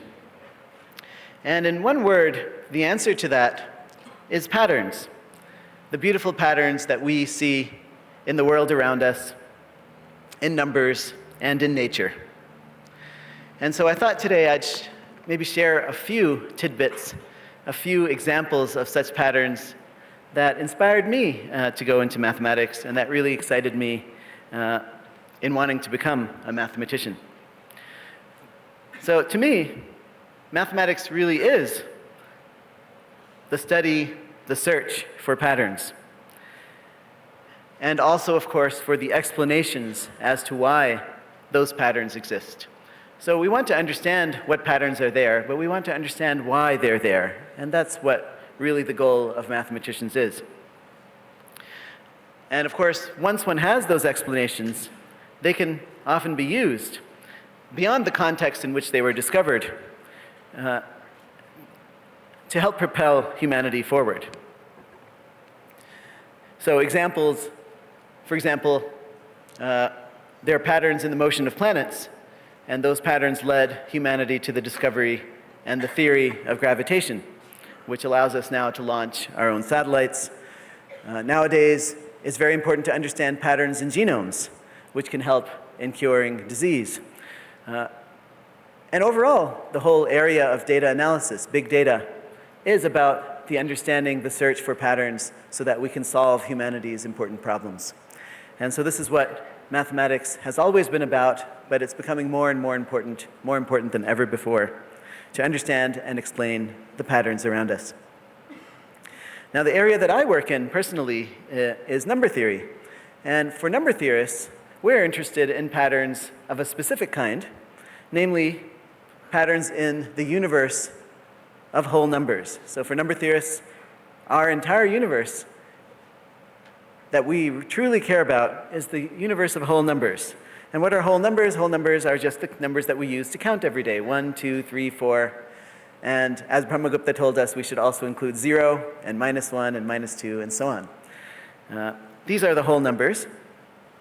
And number theorists are interested in understanding patterns in the whole numbers, in solving equations in the whole numbers. It's the branch of mathematics where this is our universe. That universe of whole numbers seems so simple. It's just our counting numbers, our simple counting numbers. And yet, there is tremendous complexity, and more open questions every day are encountered by number theorists. And so I thought I'll tell you a few of the kinds of questions that come up in number theory today. Maybe the simplest example of the kind of thing that number theorists study are number sequences. Number sequences are among the most basic patterns that mathematicians and in particular number theorists study. You've all seen number sequences before. I'll show you a few examples. So here are some examples of number sequences. You've all seen this sequence. Everyone see the pattern there? This is called the all ones sequence. It's a very important sequence in mathematics. There's also, this is called the counting sequence. These are the numbers that we use to count. So these are the counting numbers. Okay, here's maybe the first non-trivial sequence that everyone encounters. These are called the odd numbers. That's right. This is the sequence of odd numbers. It has a complement, which is called the sequence of even numbers. What is this sequence here? This is the sequence of square numbers. Square numbers, even today, are heavily studied. Their properties are not very well known. What are these numbers? These are the cubes. That's right. So up to now, what we've been seeing are sequences that illustrate what is called linear growth or polynomial growth. Another important class of sequences are those that exhibit exponential growth. This here is the sequence of, these are called the powers of 2. You start with 1 and you keep doubling it, right? So you have 1, 2, and then 4, 8, 16. Each time we're doubling, those are called the powers of 2. If instead of doubling, we're quadrupling each time, what do we get? We get the powers of 4. So these two sequences are examples of exponential growth. So these are all sequences that we learn in school. We're taught them, we memorize them. But one thing that doesn't happen in school is the amazing phenomenon that a lot of these sequences are related. And the relations among sequences is actually what really excites. Surprising relations, especially, are what excite number theorists and what excite mathematicians. So some of you may have seen this, but most schools do not ever show this. The fact that many of these sequences are related in unexpected ways. So here's one simple example. It turns out that the odd numbers and the square numbers are naturally related. Okay, those are two sequences that we all learn, but many times it's not told to us. We don't get the opportunity to discover it, that the odd numbers and the square numbers are related. And how are they related? Well, what happens when you start from 1 and adding up odd numbers? So say we start with 1 and add up to 1. Well, we get 1. Okay, but what happens if we add all the odd numbers up to 3? Well, 1 plus 3 is 4. Okay, what happens if we start with 1 and add all the odd numbers up to 5? Well, 1 plus 3 plus 5 is 9. What's 1 plus 3 plus 5 plus 7? 16, and so on. Turns out that if you take the first n odd numbers and you add them up, you get the nth square number. Simple relation among those two sequences. Most students never get to learn that. Very, very fundamental. So the statement is that if you take the first n odd numbers and you add them up, you get the nth square number. Beautiful relation between two sequences that we all learn. And this is the kind of thing that I really feel that should be taught in school. First, to discover this pattern, and secondly, once that pattern is discovered, what do we want to do next? We want to understand why. Why does that happen? Why is this happening? Why, when we add up odd numbers, do we get square numbers? And when that understanding happens, it opens up all sorts of other avenues, all sorts of new questions. I try giving this example to school students all the time, and what's amazing is that every student comes up with their own solution as to why it's true. And that's what's amazing about mathematics. Everyone can come up with different solutions, but the answer in the end, they'll all meet at the same answer. And that process of discovery is what makes mathematics so exciting. I'll show you my favorite reason for why this is true. My favorite reason involves a picture. A picture can explain why, when you add odd numbers, starting with 1, you start getting square numbers. And here's the picture. Just want you to look at that a second.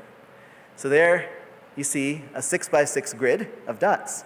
And therefore, the total number of dots is a square number, namely 6 times 6, or 36. And why is 36 the sum of the first 6 odd numbers? Well, you can see here in the bottom left corner, we have 1 dot. So what we've done is we've taken that 6 by 6 grid and divided it up into L's, into L-shaped regions. And each of those L-shaped regions are getting bigger and bigger. And how many dots are in each L-shaped region? Well, the first one has 1, the next one has 3, the next one has 5, the next one has 7, and so on. And therefore, when you add 1 plus 3 plus 5 plus 7 plus 9, and all the way up to the 6th odd number, right, which is 11, you get 36. And this argument is completely general. If you took any n by n grid of dots, you can see that if you start making these L's, you'll get n odd numbers, and if you sum those first n odd numbers, you'll get the total grid, which has n squared dots in it. And therefore, the sum of the first n odd numbers is the nth square number. A picture completely explains it, and now once you've seen this, you'll never forget this fact. So the picture immediately shows that 1 plus 3 plus 5 plus dot dot dot plus the nth odd number, which is 2n minus 1, is equal to n squared. And that's the kind of proof. Proof is often very scary to students when you say the word proof. This is the proof. It's a proof without words, but it's a proof. And a proof is just something that explains why something is true. And when you understand why something is true, that is the moment when you really understand and when you can start to apply it in other situations. This argument, which is called a proof without words, the analog of this argument can be used to solve many, many mathematical problems. And it's a kind of idea that I use in my own research still today. So to give you just another example, a puzzle for you. So what happens if you take the counting numbers? The counting numbers are also related to the square numbers. What happens if you take the counting numbers and you start adding with 1, and add 2, add 3, add 4, and go up to a certain point, and then go back down and add all those numbers? What do you get? So for example, if you go up to 1 and then come back down, well, you just get 1. Okay. But what happens if you add 1 and then 2 and then go back down to 1? You add it, what do you get? You get 4. What happens if you go 1 plus 2 plus 3 all the way up to 3 and then back down, plus 2 plus 1? What do you get? 9. 1 plus 2 plus 3 plus 4 plus 3 plus 2 plus 1. What do you get then? 16. There's another way of generating the square numbers, this time from the counting numbers instead of from the odd numbers. And why is that true? Well, it turns out you can make a similar pictorial proof. So the general conjecture now is that if you take all the numbers and add up to n, and then go back down and add all the way down to 1, what do you get? You get the nth square number, n squared. And again, the question is, why is that true? That's my puzzle to you to think about when you're bored in this lecture. A similar picture will explain this phenomenon as well. I want to tell you what my favorite problem was as a child, which was stacking oranges. This is the first math problem that I ever solved, and so it's very close to me. Thought I'd share that with you. My mom, who's here today in the front row, she used to buy oranges. She was a great encouragement to me in mathematics, but when she was buying oranges, she was intending them to be eaten. I thought they had other better uses, namely to stack them into pyramids. So if you buy oranges in the store, you often see that oranges are stacked in triangular pyramids. And I enjoyed trying to reproduce these pyramids at home. And the problem that I wanted to solve was the following, was if you make a pyramid of oranges with n oranges on a side, how many total oranges do you need to complete the pyramid? So for example, this pyramid here has 4 oranges on each side, and it turns out to make that pyramid, you need exactly 20 oranges. The number of oranges you need to make a pyramid that has just one orange on each side is of course just 1 orange. If you want to make one that's too high, you'll notice that you need 3 oranges on the bottom, right? And then 1 orange is right on top of it, so you need 4. And then if you have 3 oranges on a side, you need 10. As we already saw, if you have 4 oranges on a side, you need 20.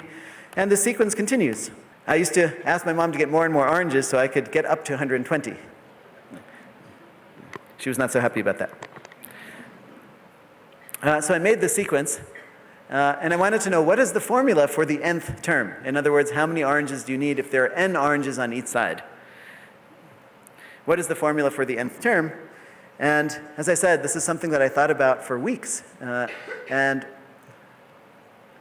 I must have been in 3rd or 4th grade, and this became my favorite problem. And when I finally solved it, several weeks later, with an argument that's actually very reminiscent of the pictures I showed you on the previous slide, The answer is n times n plus 1 times n plus 2 divided by 6. That's the answer for the nth term. So for example, if you plug in 4, right, you have 4 times 5 times 6 divided by 6, which is just 4 times 5, which is 20. I found that amazing, that I could just ask for 20 oranges, and I could predict in advance that if I made a pyramid with 4 oranges on each side, when that last orange would be left, it would go and come perfectly just on the top. That predictive power of mathematics was incredibly exciting to me. The fact that you could just reason your way to understanding how to solve that problem was incredibly exciting to me. And this was definitely one of the problems that inspired me into mathematics and the first problem that I ever got to solve. I urge you to think about it too. How does one come up pictorially with that answer? One other sequence that really inspired me, which came up in that video that was shown earlier, the most common number sequence in nature is this sequence: 1, 2, 3, 5, 8, 13, 21, 34, and so on. These numbers are now called the Virahanga numbers. You may have seen them under a different name in school. So they're called the Virahanga numbers because back in around the year 700, Virahanga wrote the following poem, which I'm translating, to a problem that he had posed about counting meters in Sanskrit poetry. So he wrote this poem. He said, write down the numbers 1 and 2, and then each subsequent number that you write down should be the sum of the previous 2. Okay? So that's how this sequence is made. So, right, you write down the numbers 1 and 2, and then the next number you write down is the sum of the previous 2 numbers. So 3 is 1 plus 2, and then 5 is 2 plus 3, and then 8 is 3 plus 5, and then 13 is 5 plus 8, right? And then 21 is 8 plus 13, and so on. You just keep adding the previous 2 numbers. So this was written in a poem back in the year around 700 by Virahanga. Now, Virahanga was not a mathematician. He didn't consider himself a mathematician. He considered himself a linguist, which really illustrates the fine line between science and humanities, between mathematics and the humanities. That this very important sequence that plays a huge role in mathematics and throughout science was actually discovered for the first time in history by somebody who was a poet. So I first learned of these numbers from my linguist and Sanskritist grandfather as the Hemachandra numbers. Hemachandra wrote about these numbers extensively as well in the context of poetry. He lived around the year 1150, and so they commonly became known as the Hemachandra numbers. But now, as we're digging into the literature, we're finding older references. So Virahanga so far is the earliest reference in Indian literature where these numbers came up, and in world literature. These numbers were also written about by Gopala in the year 1135. Of course, in India, these numbers are known as the Fibonacci numbers, after the Italian mathematician who lived 500 years after Virahanga. So the question is, why did Virahanga come up with these numbers in the context of poetry? In school, we learn about them as the Fibonacci numbers, which is kind of the story that Fibonacci made in order to talk about these numbers was this incestuous problem about rabbits, which does not mimic reality in any way. And yet we learn about that, and yet these numbers were actually discovered in an incredible context in poetry, which still have applications today. So the reason Sanskrit linguists were interested in these numbers is because of the way Sanskrit poetry is structured. Sanskrit poetry consists of short syllables and long syllables, and what's special about the way it's pronounced is that when a long syllable comes, it takes 2 beats of time to say. When a short syllable is pronounced, it takes 1 beat of time to say. So a long syllable is exactly twice as long as a short syllable. And so a long syllable lasts 2 beats, a short syllable lasts 1 beat. And so the question that Virahanga and many linguists throughout the history of Indian literature considered was the problem of how many rhythms, how many poetic meters can there be, say of 8 beats consisting of long and short syllables, where a long takes 2 beats and a short takes 1 beat. Okay? So if you have 8 beats and you need to fill it with longs and shorts, and a long takes 2 beats and a short takes 1 beat, how many ways can you fill in those 8 beats with longs and shorts? So for example, to get 8 beats, you could do long, long, long, long, right? That's 8 beats. Or you could do short, short, short, short, short, short, short, short. Or you could do various things in between. For example, you could do short, long, long, short, long, long, short, short, long. So those are all ways of making 8 beats. And the question is, how many total ways can you fill up those 8 beats with longs and shorts? And the answer, it turns out, comes from the Virahanga numbers, which is why Virahanga defined these numbers in the first place. So if you write down the Virahanka numbers, to figure out the number of ways that you can fill in 8 beats with longs and shorts, all you have to do is go to the 8th number in the sequence, and that's 34. So it turns out there are 34 ways of filling 8 beats with longs and shorts. And now the question is, why is that true? And the answer for why that is true is also written in beautiful poetry by Virahanka and many later writers. And I urge you to think about why this is true. Their poem was just one line to explain it, so you just have to find the right line to explain why it's true. But this is one beautiful example of how a sequence that arose in the humanities eventually revolutionized science. Why are these numbers important today? Well, they occur all over nature. For example, if you look at daisies, daisies tend to have a Virahanka number of petals. This daisy here, you'll see has 13 petals. This one has 21 petals. And this whole garden here has 34, all of these flowers here have 34 petals. And that's kind of amazing. We see these number 34 in nature in this natural way. When that number 34, humans came up with it in the context of poetry. Those kinds of beautiful connections are what really excite mathematicians. By the way, I know that all these flowers have 34 petals because I actually sat there and counted them. Another place where these numbers occur in nature are on, well, basically anything in nature that grows in spiral patterns where nature is trying to pack things as efficiently as possible. So a pine cone is an example. This is the back of a pine cone, and if you count the number of spirals, turns out the number of spirals is always a Virahanka number. Of course, you can count spirals in 2 ways. You can count counterclockwise or clockwise. And it turns out, you can prove this mathematically, that no matter which way you count, you will always get a Virahanka number. So for example, if you count the spirals going counterclockwise here, you can see there that there are 13 spirals on this pine cone. And if you count them clockwise, there are 8 spirals. So 8 and 13 are consecutive Virahanka numbers. And that will be true on any pine cone that you take. Some pine cones have 13 and 21. The really big ones also have 21 and 34. So again, these numbers came up in the context of the humanities, but they've been known by nature for years. And to understand nature, we really have to understand these numbers. Okay, I want to tell you the most beloved sequence for number theorists. The ones that number theorists thought have no applications, and that's why they loved it so much. The Virahanka numbers have had so many applications. Prime numbers, they thought they'll never have applications. So this is the sequence, 2, 3, 5, 7, 11, 13, 17, 19, 23, 29. This is the beloved sequence of prime numbers. So what are prime numbers? A prime number is a number that can't be decomposed any further. You can't multiply 2 numbers to get that prime number unless one of those numbers is 1. So 7 is a prime number because it only can be expressed as 1 times 7, but no other way. It's an ancient fact due to Euclid that there are infinitely many prime numbers, but once you start asking questions beyond that, we get into unsolved territory. For example, how many prime numbers are there up to 1 billion? How many prime numbers are there up to 10 to the 40? Exact formulas for that are not known. For number theorists, these are the most beloved numbers because they form the atoms of our universe. Remember, our universe is the universe of whole numbers. And prime numbers form the atoms of this universe in the sense that every positive whole number can be expressed in a unique way by multiplying together prime numbers. So if you take any positive whole numbers, you'll always be able to decompose it into prime numbers, and those will be its constituent pieces, which we consider as the atoms that make up that particle, which is the number. So for example, if you take the number, say 364, you can write that as a product of prime numbers as follows, 2 times 2 times 7 times 13. And that's the unique way that you can write that number. So it decomposes uniquely into prime numbers. All numbers decompose uniquely into prime numbers, and that's why they're the atoms of our universe. And this is perhaps the greatest studied sequence in number theory, and one that I study a lot in my own research.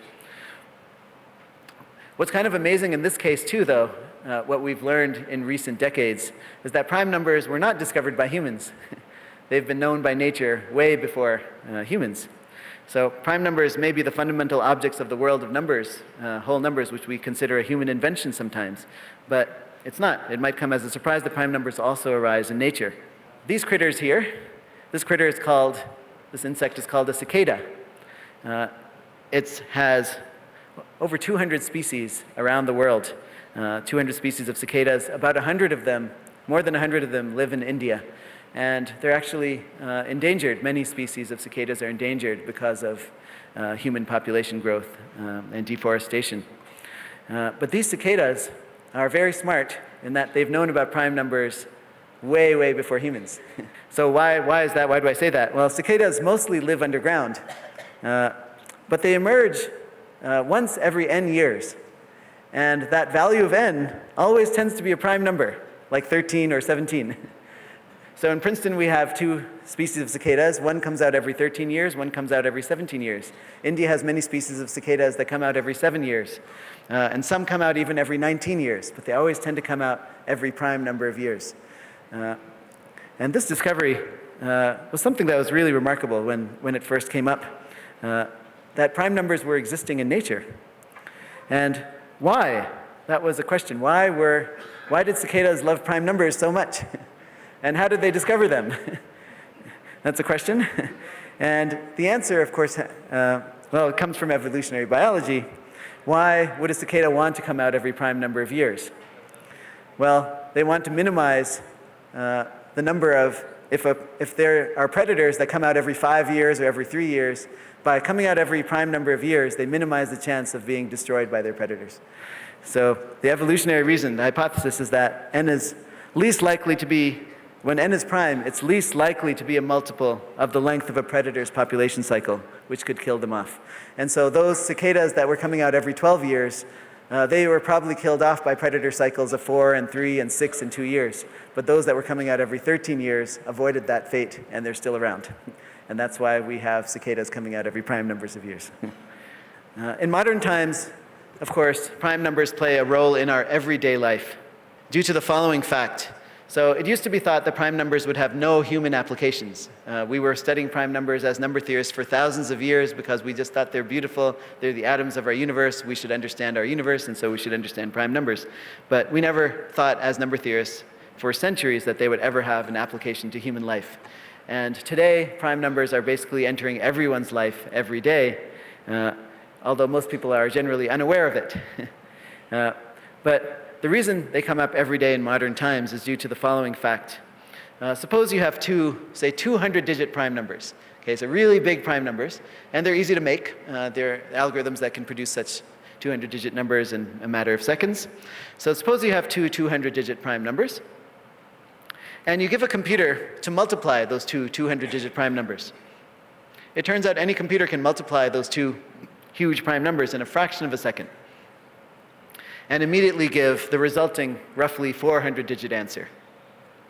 But suppose now you took that 400-digit answer and gave it to another computer and said, find those original 200-digit numbers that were multiplied to get that number. Okay? So if you gave this 400-digit answer to another computer and asked it to find the original 200-digit numbers, the best known algorithms working on all the world's best computers would not be able to find the answer for billions of years.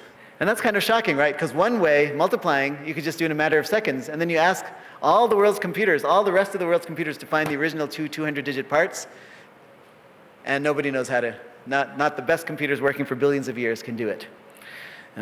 This is one of the major open problems in number theory, one that I often think about as well.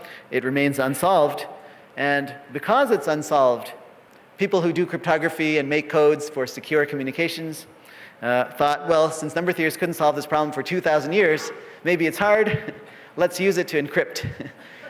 And so much of the world's security is now based on the fact that we can quickly multiply 2 huge prime numbers, but we can't go the other way. Often when we submit private information on the internet, for example, when you buy something with your credit card on the internet, what is keeping your credit card number secure is actually this fact. That it's easy to multiply 2 huge prime numbers, but it's hard to go the other way. Now, I should be clear here that just because number theorists have not been able to solve this problem, as far as we know, doesn't mean that there isn't some government or some corporation out there that secretly knows how to do it. So it is possible that there is someone out there that's reading all our credit card numbers. So since no one knows how to factor numbers, or so we think, this method of encryption is presumably secure, but we don't know for sure. And that's why it's become even more important and become one of the really fundamental problems in number theory, and why it's become one of the most heavily funded branches of mathematics when it used to be considered just this number theory used to just be considered this pure branch of mathematics that people do for fun, and now 2,000 years of number theory is now being used to keep our nation and the world secure. But because we're not sure that no one knows how to solve it, one of the most fundamental problems in number theory has now become to either prove that it's impossible to go backwards, right, to find the original 200-digit numbers, or to find a quick way to do it so that people stop using it. So this has become one of the most fundamental problems in number theory, the problem of factoring, the opposite of multiplication. But as far as we know, it remains an unsolved problem. And since our security depends on it, it's very, very important that we get to the bottom of this, and that's why it's one of the most important problems in number theory. Okay, I'll tell you one last tidbit that has to do with prime numbers. This is a number that I feel everyone should know about. When I first learned about it as a child, I was completely blown away. How many people have seen the number 142,857? No, hardly anyone. I claim it's a very, very special number. And the reason it's special is that if you take 142,857 and multiply it by 1, you get itself back. Okay, maybe that alone isn't very special. But what starts to make it special, now we've multiplied it by 1 and we got the same thing back. What happens if we multiply it by 2? 142,857 times 2 is 285,714. The same digits were just cyclically moved around. What happens if we multiply it by 3? It turns out we get 428,571. What happens if we multiply it by 4? We get 571,428. What happens if we multiply it by 5? 714,285. And finally, what happens if we multiply it by 6? We get 857,142. Isn't that amazing?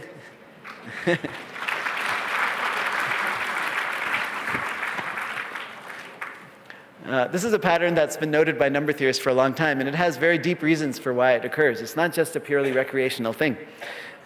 So what happened is that we took a 6-digit number, we multiplied by 1, 2, 3, 4, 5, and 6, and we got all cyclic rotations of the number that we could possibly get as the first 6 multiples of the number.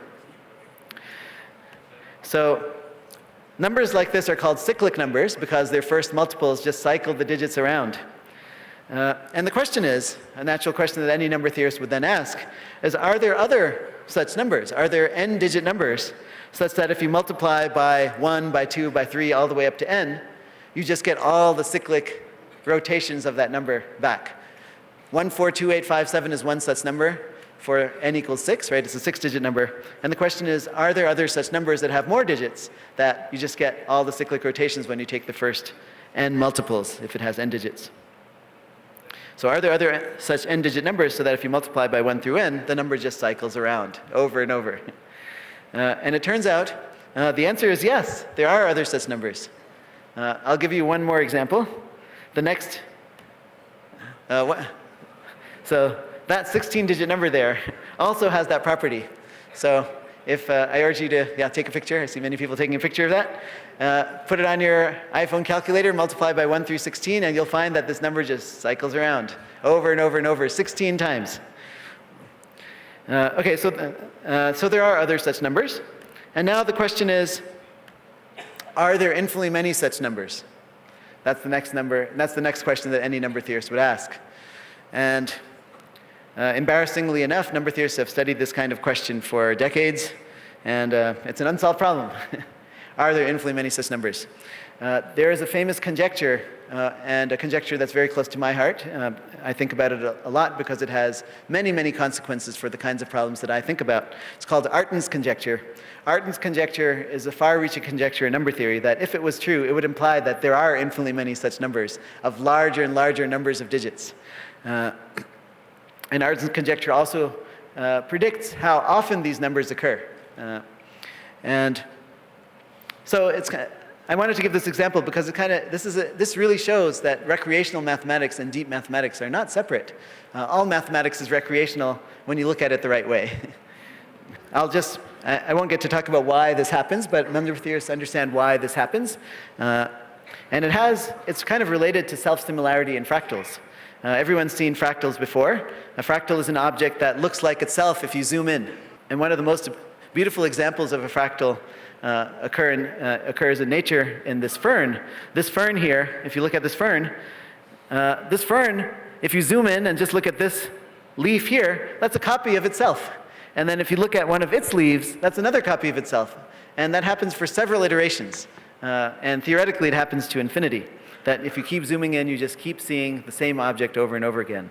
That's what a fractal is. And such phenomena of fractal occur all through nature, in snowflakes, leaves, clouds, coastlines, in mountains, in lightning.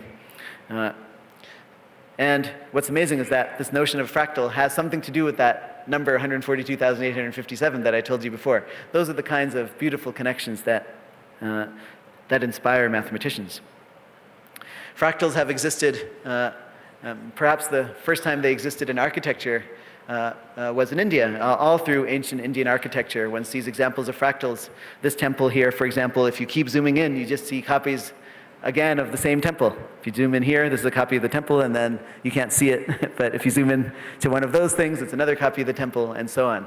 So fractals have occurred in man-made art since ancient times, and actually originating in India. Such fractals exist all through art all over the world. This is an example of a Fulani wedding blanket from Nigeria that's made in a diamond shape. And if you zoom in, you see more diamonds. And if you zoom in into those diamonds, you see more diamonds, and so on. M.C. Escher, a famous Dutch artist, loved fractals, loved self-similarity. If you zoom into this picture, you keep seeing copies of the same picture. So you can see this larger shaded region here, and then this region inside. They're exactly the same. One is just an enlarged copy of the other. It's, again, another example of man-made fractals. I'll end by showing you a fractal that occurred recently in Princeton. So in Princeton, we have a co-op where students get together and cook together. It's a vegetarian co-op, and every week they get a delivery of vegetables. And one week, one of the vegetables that came was this broccoli here, which is called, well, mathematicians call it a fractal broccoli.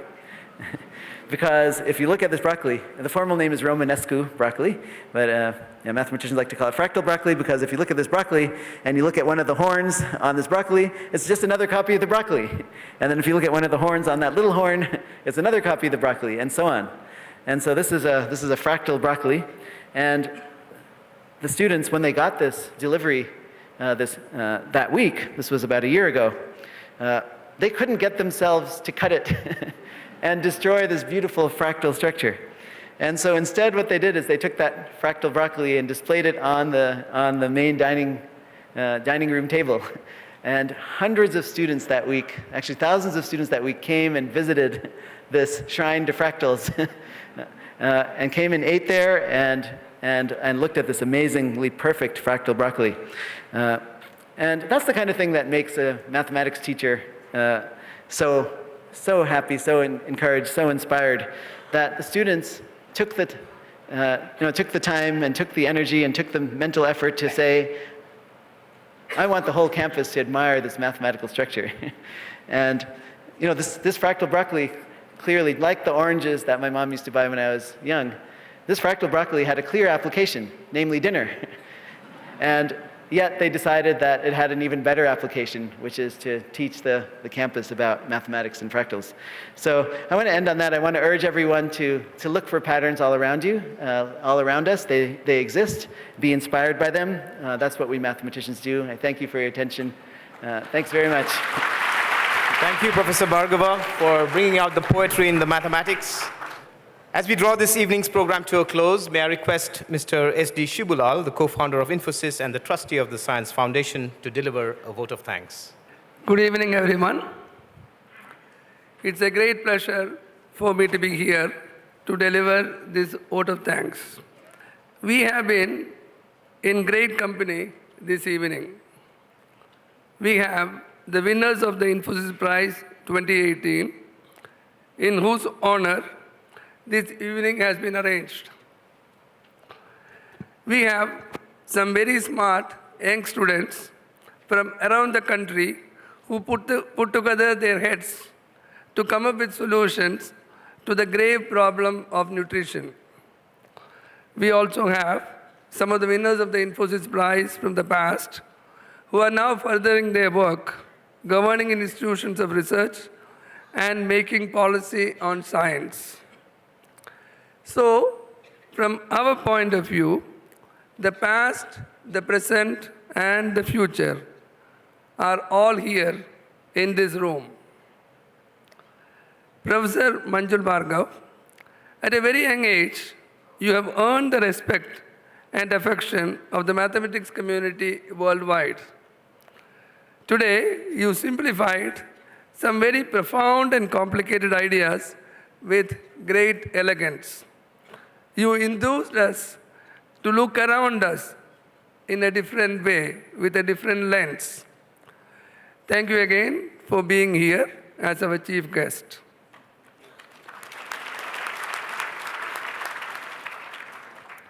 Professor Wali Gilbert, we are so glad that you could grace this platform this evening. We are privileged to host you.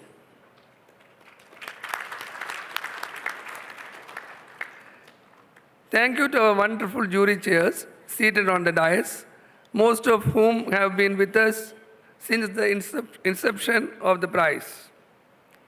A special thanks to Professor Amartya Sen and Professor Pradeep Khosla, who will both be stepping down as jury chairs of Infosys Prize this year.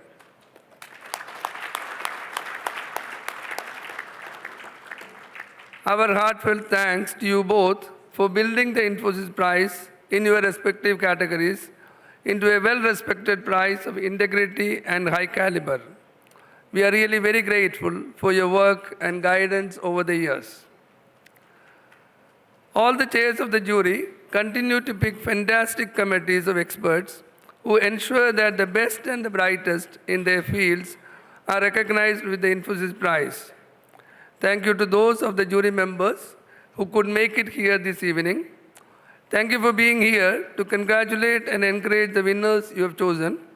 I am sure the winners have been delighted to meet with you. Thank you to the recipients of the Infosys Prize 2018. We are so pleased you could be here to accept your prize in person with colleagues, friends, and family cheering you on. The Government of India has been far-sighted in making the prize money for winners of the Infosys Prize tax-free in India. This is an investment in the future of our country. I cannot miss thanking my colleagues, the trustees of the Infosys Science Foundation, without whose vision and partnership the Infosys Science Foundation would still be a dream. This is an important year for Infosys Science Foundation. We have completed 10 years of our activities. Let me take this opportunity to thank the team of the Infosys Science Foundation, Bhavana Mehra, Gurpreet Walia, Nidhi Verma, and Swati Ravinkar, who, with the help of few Infosians,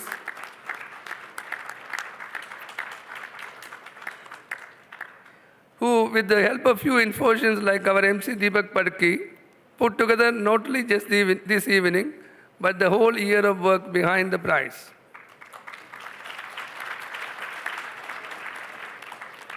And lastly, I thank you all for being here to celebrate these wonderful people, our winners, and what they make possible. Thank you very much. Have a good evening. Well, as we saw earlier with Professor Kavita Singh's work, visual art is such an effective form of preservation. And here is a time lapse of the doodle art that's been worked on all through this evening, capturing this event. Can we have the time lapse, please?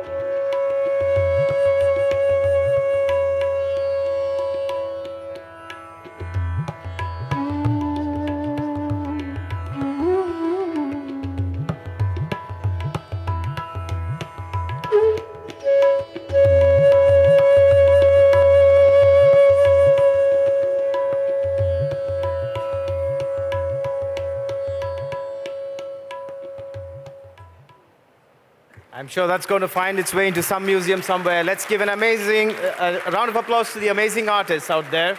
That's the life field. That's what they're working on right there, right now. Thank you. And now, may I request the winners to join us on stage for a photograph with Professor Manjul Bhargava, Mr. Murthy, and Mr. Dinesh. Can we have all the winners up on stage? Ladies and gentlemen, the winners of the Infosys Prize 2018.